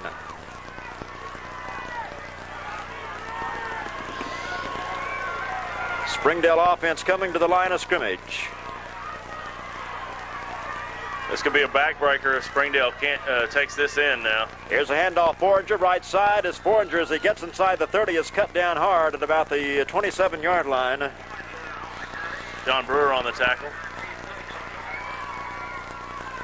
Sets up Springdale. They'll have a second down. They'll need about 7 for the 1st and 10. All spotted near the 27-yard line.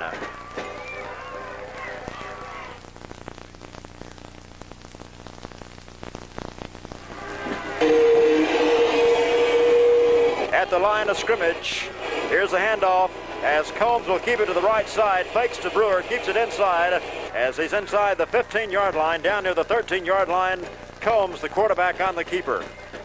A little ahead of yourself there, Larry. I'm sorry, you're having some technical difficulties over there, but he's to the 22. Make now, it the 20. Another Ryan Holter limping around now. Panthers are getting more and more racked up, I tell you. It's a shame. They haven't been able to play this game at full strength. 3rd down and 2 at the 22-yard line as to the line of scrimmage. 3rd down and 2, single setback behind Combs. Foreigner in motion. Foreigner will take it and give it right back to Clint Brewer, and Brewer dives inside the 20 down near the 18-yard line, and we'll have the 1st and 10 for Springdale. I think that was McKee on the carry. They ran that reverse again, that inside handoff that went for big yardage early in the game. Picked up the 1st down to the 17. 1st and 10 Springdale at the Panther 17-yard line as the final minute and a half here in the 3rd quarter. Springdale leading 14-0.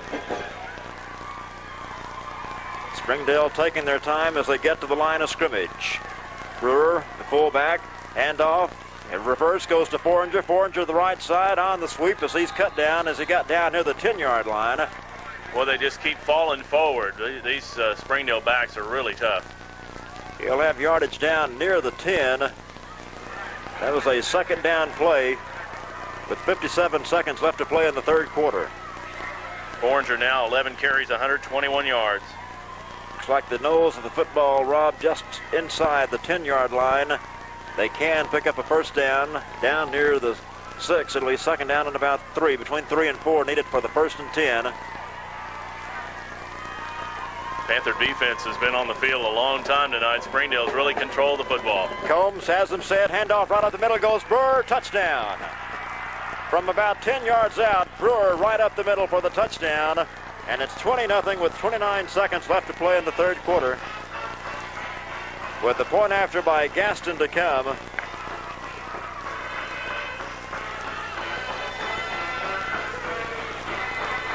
Well, it's just a shame Benton hasn't been at full strength to play this game.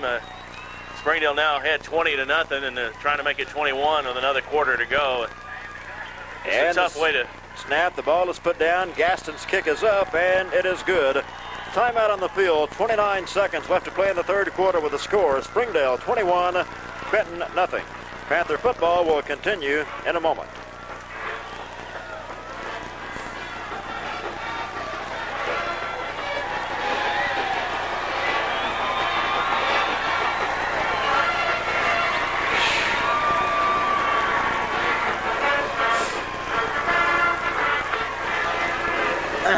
That sounds better, doesn't it? I just turned it a little bit.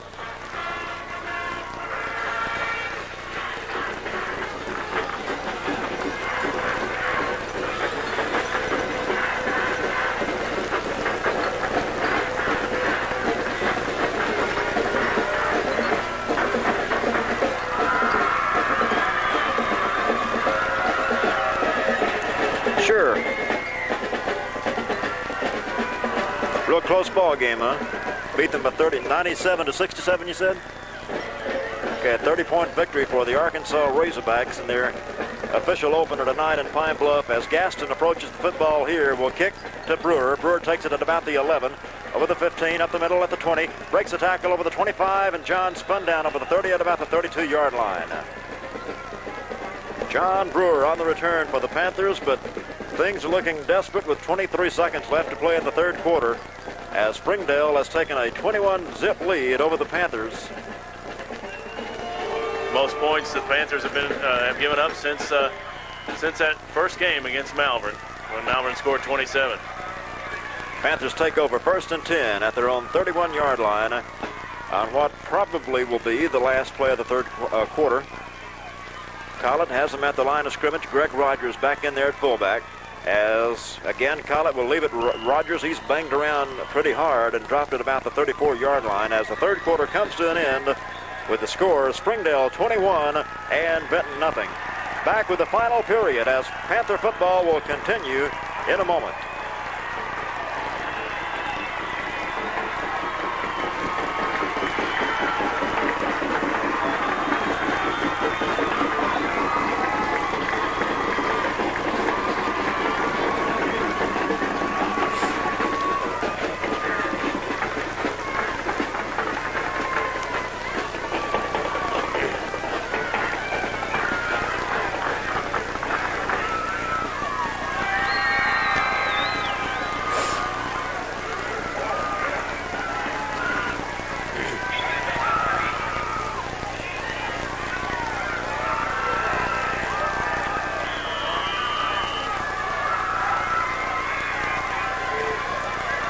And we enter the second quarter of play. Benton with the ball. Quick pitch goes to Brewer. Brewer's in trouble as he gets the ball off to Daniel, as Daniel is going to be knocked down at the 25-yard line.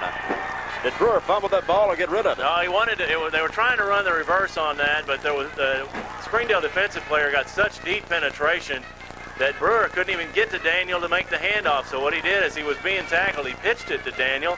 Daniel tried to outrun the whole Springdale team and got nailed for a loss of 9. So it's second down, 19 for the Panthers. Actually, call it 7. I'm sorry. At their own 25-yard line. Just underway here in the fourth quarter as Goheen in the ball game goes wide to the right. Springdale leads 21-0. Collett at quarterback. Here's Collett. Little play action. Swing pass is intended for Brewer. Incomplete. Over on the right side, Brewer coming out of the backfield. Could not haul it in. And that runs Benton's out of downs once again. They'll punt it away as Brian Holter will check in. Well, since that opening loss to Malvern, it has been a beautiful season since then as the Panthers have reeled off 10 in a row. Regardless of what happened tonight, it was a wonderful season for Benton. They had great success this year and a great team. And they're to be credited with a lot of courage tonight because a lot of them have been playing injured. Here's the snap to Holter. Holter gets a nice spiraling kick. Fair catch call for by Brewer and made by Brewer at the 41-yard line. Good kick by Brian Holter. He has really come on as a punter this season. He really has. After a horrendous opening by Goheen. They had a few problems in that first game, but Holter took over as the punter in that game and has done a great job all year since then. The Panthers have, as we were saying, they've had a great season this year, and to bow out to the number one team in the nation, or the number one team in the state, is no shame at all. And of course, the hard thing to swallow is the fact that the Panthers haven't been able to play them at full strength. But I tell you, the guys have been out there. They've played hard. They've played with guts. Combs remains a quarterback. He'll throw on first down. They want more. He has a man open on the left side. Incomplete at the 30-yard line, as the pass was intended over there for one of their tight ends. It falls incomplete down around the 30-yard line. It was Gary Bohannon, the intended receiver, but it falls incomplete. That'll stop the clock with 11:01 left to play in the game, and the Bulldogs want more. Well, these playoff games, you don't let up, I tell you. That's for sure. Second down and 10. This playoff game is not over by any means. Oh, no. 11 minutes left to play. I don't mean to make it sound that way. Second down and 10 from the 41. Combs, and off to Lane Lawrence, left side. He's in trouble. He'll be stopped for a loss back at the 36-yard line. Loss of 5. Heath Nix made the initial hit. Brett Tracy getting some playing time in there and was in on that play. Loss on the play back near the Springdale 36-yard line.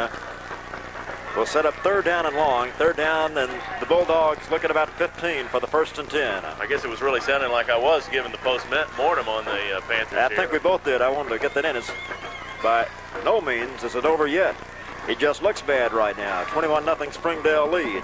As Combs, little play action, throws long down the right sideline for McKee. It's going to be incomplete, double coverage as Jake Goheen and Cliff Phillips covering Craig McKee down around the 32-yard line. It falls incomplete. Combs has an arm on him, doesn't he? He does. He's a very, very fine quarterback. Panthers covered the receivers well, though, that time and got some pretty good pressure on Combs, so a couple of incompletions, and now they're forced to kick, and Panthers have 10 minutes to work with here. Goheen. They can make some big things happen. Goheen, Rick Daniel wait for the kick of Brewer. They'll stand back inside their 30-yard line. Certainly. Here's a snap, a little bit of rush up the middle. Nice end-over-end kick. It'll come to Goheen, the 25, shakes the tackler across the 30 up to the 33-yard line goes Jake Goheen. As downfield on the coverage was Joey Ferrister for Springdale. Panthers take over 1st and 10 at their own 34-yard line. 10:07 left. Certainly Benton is capable of big plays. We've seen them all year, so they can come up with a quick touchdown. 10:07 left to play in the ball game. 21-0 Springdale lead. It's Goheen in the ball game at wide receiver as he goes wide to the right side. Collett at quarterback. First down play for the Panthers. Collett has a snap, play action, drops straight back. Now he's in trouble. He'll be sacked back at the 26-yard line. Collett's protection broke down, and Collett's getting up limping. Collett looks like his right ankle might have been turned or kicked as Collett's hurting back at about the 20-yard line. 9:35 and clock running left to play. Collett's still out there. Now the Panthers have not taken a timeout yet. Now they will. Panthers have taken an injury timeout with 9:27 left to play in the ball game with a score Springdale 21, Benton nothing. Panther football will continue in a moment.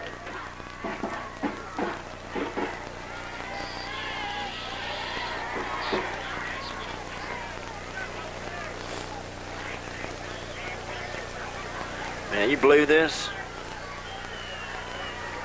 Gary Tidball coming in.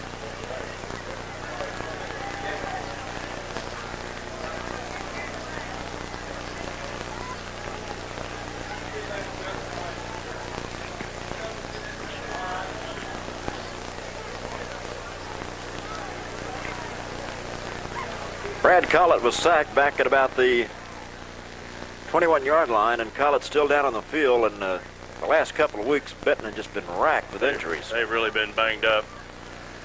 That happens in a long season. The Panthers were fortunate not to have more serious injuries throughout the season. Jamie Jones was out for 3 games, and that was a big blow, but they were able to overcome that. But it's just come too many have come too close together here at the end of the season, and it's really been tough on them. Collett is coming off the field, and it's not under his own power as he has hurt his ankle. Or appears to be an ankle, I hate to guess, but I would say an ankle as Gary Tidball is checked into the Benton huddle. Panthers look at a second down, and they'll need about 16 for the 1st and 10. Cochran's in the ball game. He'll come wide to the left. So Gary Tidball is in at quarterback for Benton. Second down play as Tidball tries to get the handoff and does get it off to Jamie Jones. They almost had a collision on the handoff, but Gary gets it off to Jamie, and Jamie will pick up a tough yard. Rick Daniel will check in with the play from the sideline. 9 minutes exactly left to play in the ball game. I don't think they'll try to throw the ball with Gary just in on his second play here. Greg Mundy is taking his pads off, Rick. He's got his pants on, but his shoulder pads are off, and he's got a coat on. Yeah, on the sideline. 8:42 left to play. Tidball takes a snap again, some problem, but he gets a handoff to Brewer. Brewer breaks a couple of tackles out of the 30 and dives forward to the 35-yard line. It's going to be well short of the first down. The Panthers will be punting. Panthers had to get to the 44 for the 1st and 10, and Brewer got it to the 35-yard line. So with 8:21 left to play, Brian Holter again will punt it away. And again, it's Clint Brewer dropping back deep for Springdale. Clock continues to run as we approach the 8-minute mark left in this one. Line of scrimmage, the Panther 35-yard line. Here's a snap to Holter. Good snap. Another nice kick by Bryan. Fair catch again called for by Brewer, and he'll make the fair catch at the 37-yard line, 38-yard line. So again, Bryan got a nice high spiraling kick that Brewer had to make the fair catch for at about the 37.5-yard line. I don't think Brewer wants to catch that ball in traffic anymore after his first experience. Well, he didn't really come back to haunt him. I tell you, if Springdale comes out and throws again on this series, if I was the Benton, the Benton coaches and players, I'd be a little upset. Well, we'll see. It is Combs remaining at quarterback. McKee, the wing back to the right side. Foringer is in there, the wing back to the left side. Brewer, the fullback. In motion, McKee, handoff Brewer, left side, big hole, 40-45, in open field at the 50 and drug down in Benton territory at about the 48-yard line. Looked for a moment like he might break that one, but he was finally hauled down in the Panther territory at the 48-yard line. Before tonight, and now Brian Holter are limping off the field. It's just been something, I tell you. Before tonight, the Panthers hadn't given up a single 100-yard game to another opposing running back. Tonight, Clint Brewer and Craig Foringer both have gone over 100 yards for Springdale. 1st and 10 for Springdale in Benton territory at the 48-yard line. Lane Lawrence is checked in the backfield. He's wing back to the right side. Foringer the wing back to the left side. Brewer remains at fullback, and Combs the quarterback. In motion, Lawrence. Handoff goes to Foringer. 45, and inside the 40 down to the Panther 38-yard line, close to that first down marker. We'll see where they unpile and spot the ball, but it looks like a 1st and 10 from here for Foringer. He's now carried the ball 12 times for 131 yards.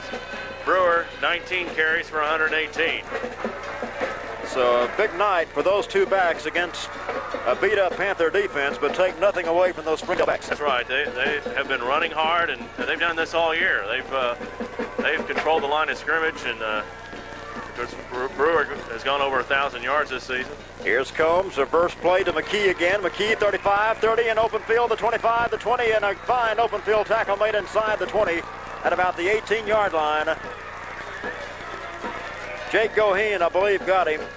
It was Jake, made the tackle, but another 1st and 10. As they got that ball on the reverse to McKee, and that play has hurt the Benton defense tonight. McKee's carried the ball 6 times now for 65 yards, so Springdale has really moved the ball well on the ground against a tough Benton defense that, as we've said many times already, is not at full strength. 1st and 10 at the Panther 15-yard line. Handoff goes to, or the Combs will keep the ball. 15, 10, and drug down inside the 10. Roger Barker got him from his linebacker spot at about the 9-yard line as Combs kept to the right side. But a good pickup on the play by Combs as Springdale looking for more points. Looking for another 6 with 6:25 left to play in the ball game. Already 21-0 lead for the Bulldogs. Number 1 team in the state. They'll play the winner of the Sylvan Hills Fort Smith Northside battle tonight.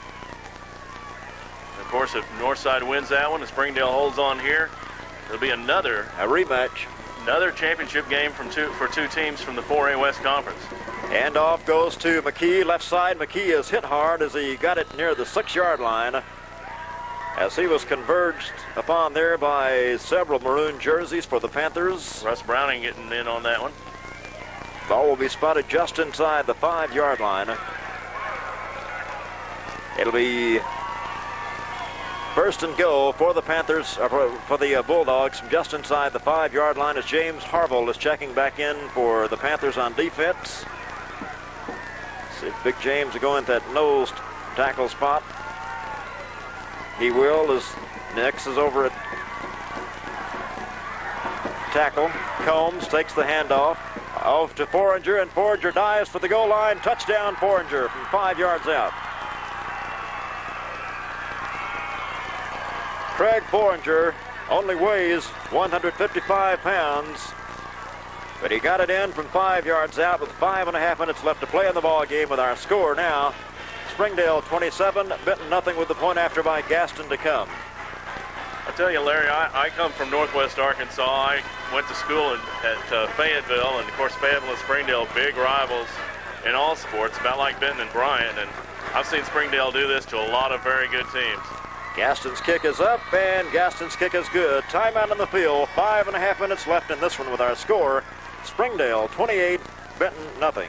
Panther football will continue in a moment. Dean Bird down. Dean Bird's down now. Oh, there.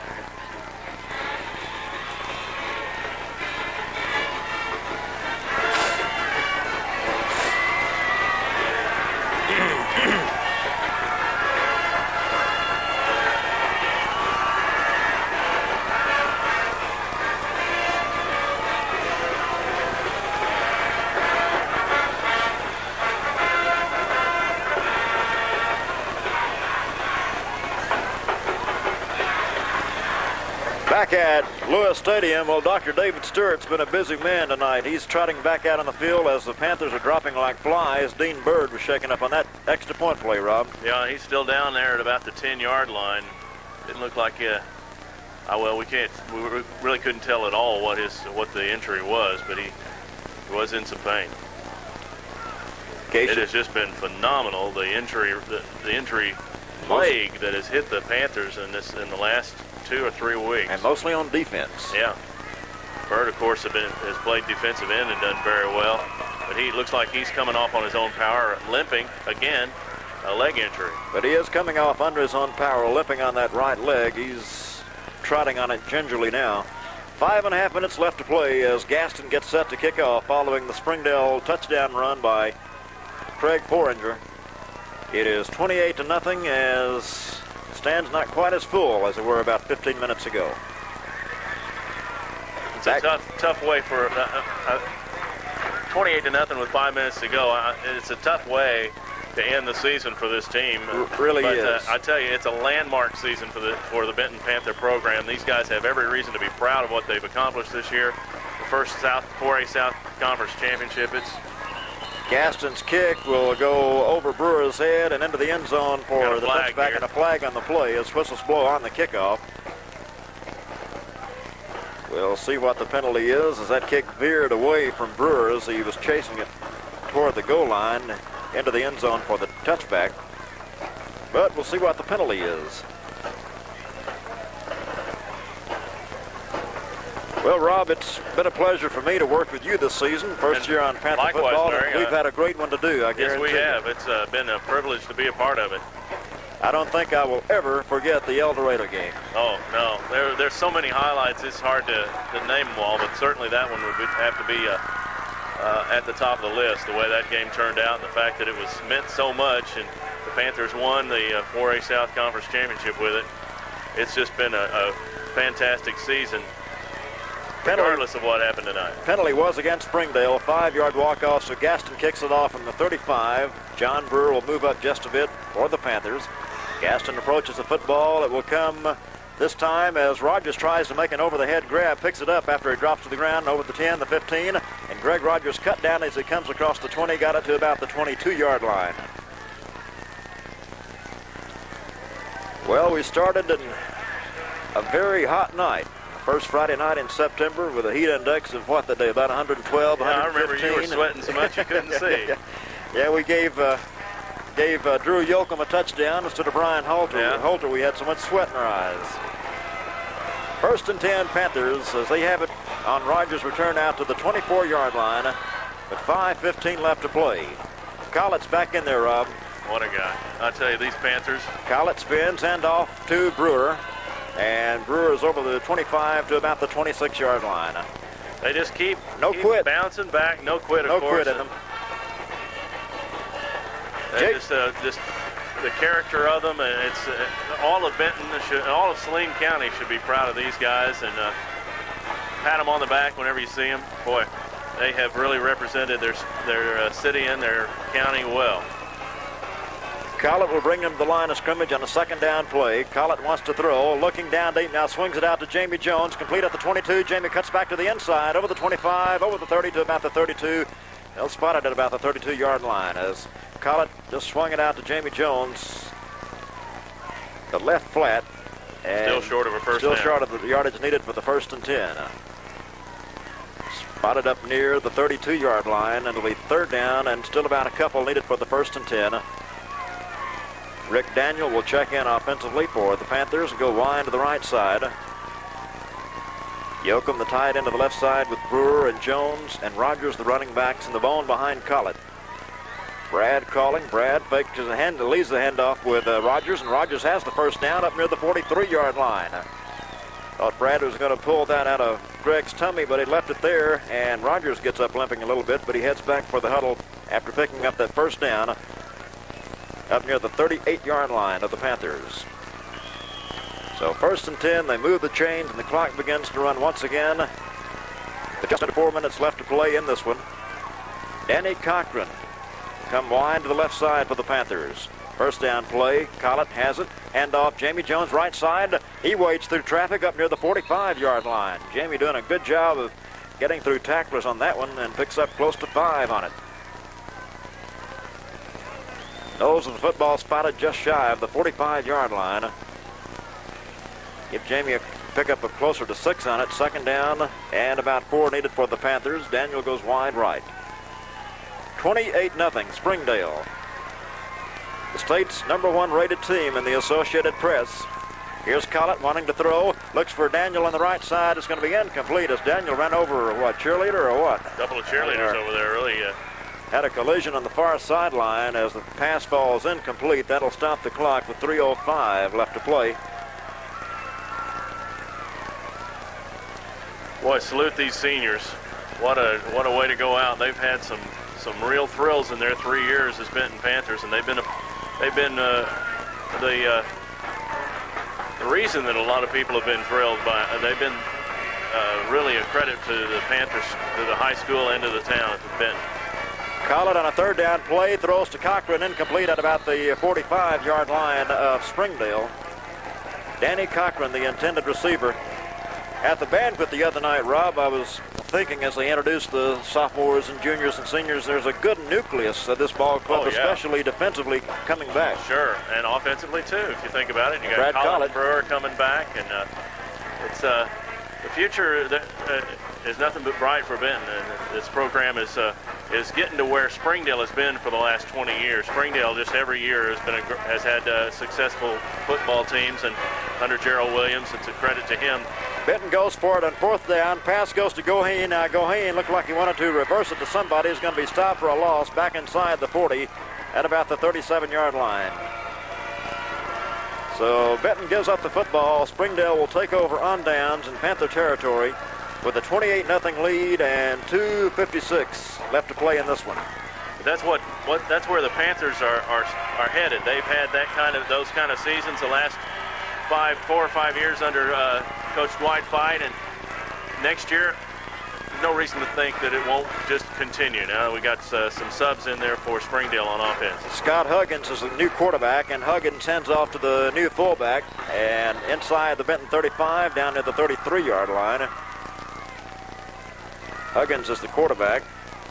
He is a junior, and he handed off to, I believe, about 14. I don't have on my roster. 44, I believe. 44. That would be Troy Blackston. Clock running, just over 2 minutes left. 2nd down and about 4 needed. Blackston is the fullback. 2 new wingbacks in there. Blackston takes the handoff, and he's stuffed right at about the line of scrimmage. Heath Nix got him right there. Still in there, I tell you what. He's been just no quitting these guys. And he gets up slowly, bent over. Now he straightens up. As Heath Nix in there, Roger Barker, John Brewer, Russ Browning, Jake Goheen, Rick Daniel, Cliff Phillips, Adam Wright, Harville's at the nose spot. 3rd down and 3 with 1:41 left to play. Huggins, wingback, is on the carry to the right side, and being knocked down at about the 25-yard line is Vince Delgado. As Delgado is knocked down just inside the Panther 25, and will be another 1st and 10 for Springdale. How many 1st and 10s have they racked up tonight, Rob? I lost count. I think I have 17 unofficially, and I may be short.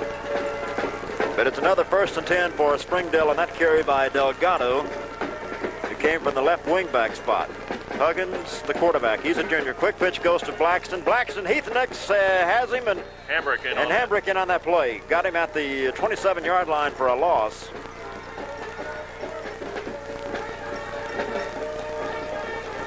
I hate to sound like a broken record, but they're not playing like they're trailing but 28-0 with a minute left to play.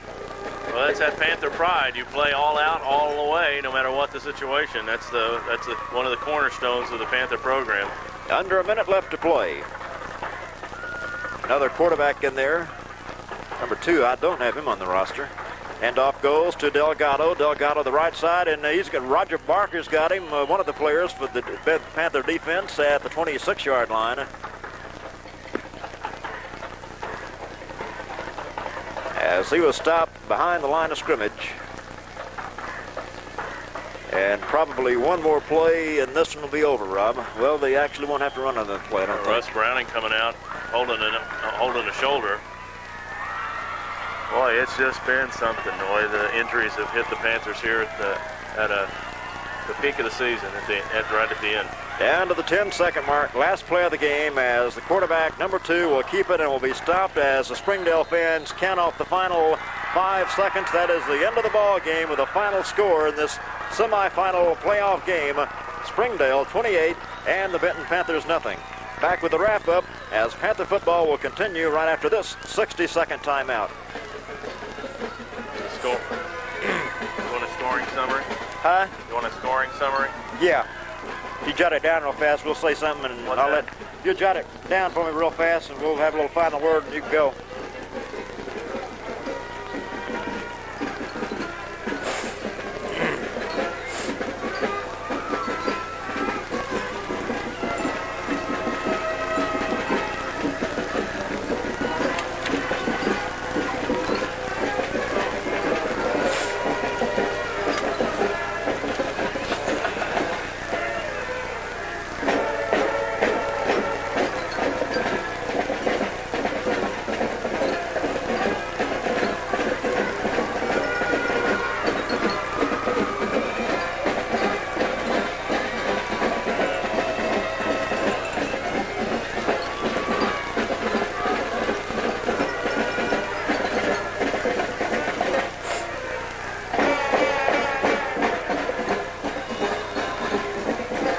Along with Rob Patrick at the Benton Courier, back for the final time for this 1989 season for a post-game show as the Benton Panthers and the Springdale players and fans meeting in the middle of the field.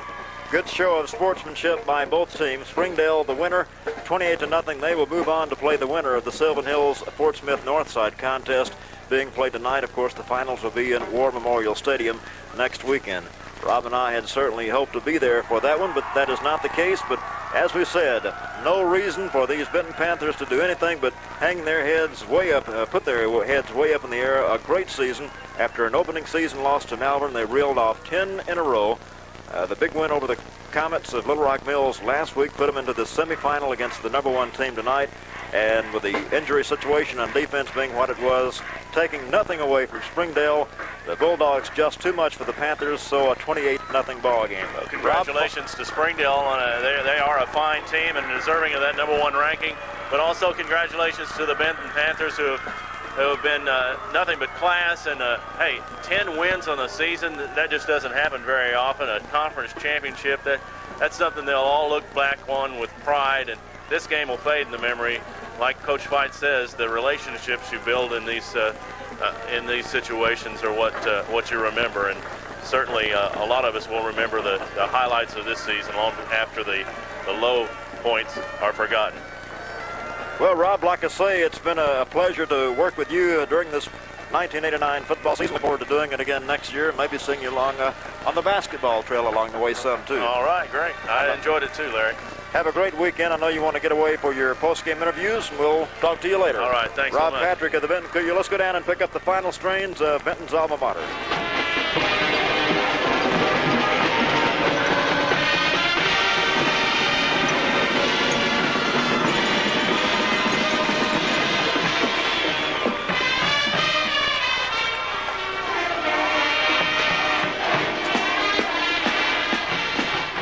And that's the tradition for the last time, as the Panthers have lost it here by a score of 28-0. Back with a scoring summary right after this 60-second timeout, as Benton Panther football will continue in a moment.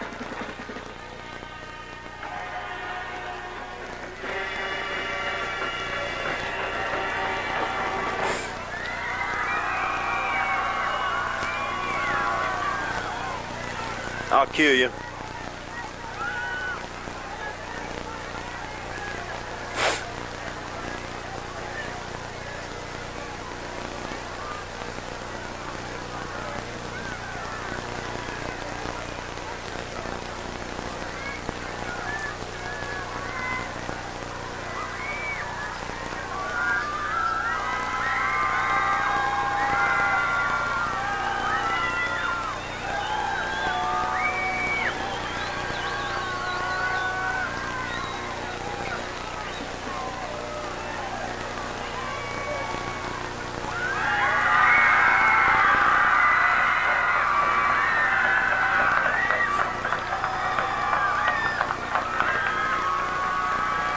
Back at C.W. Lewis Stadium, a quick scoring summary for the Springdale Bulldogs. 28-0 winners over the Panthers.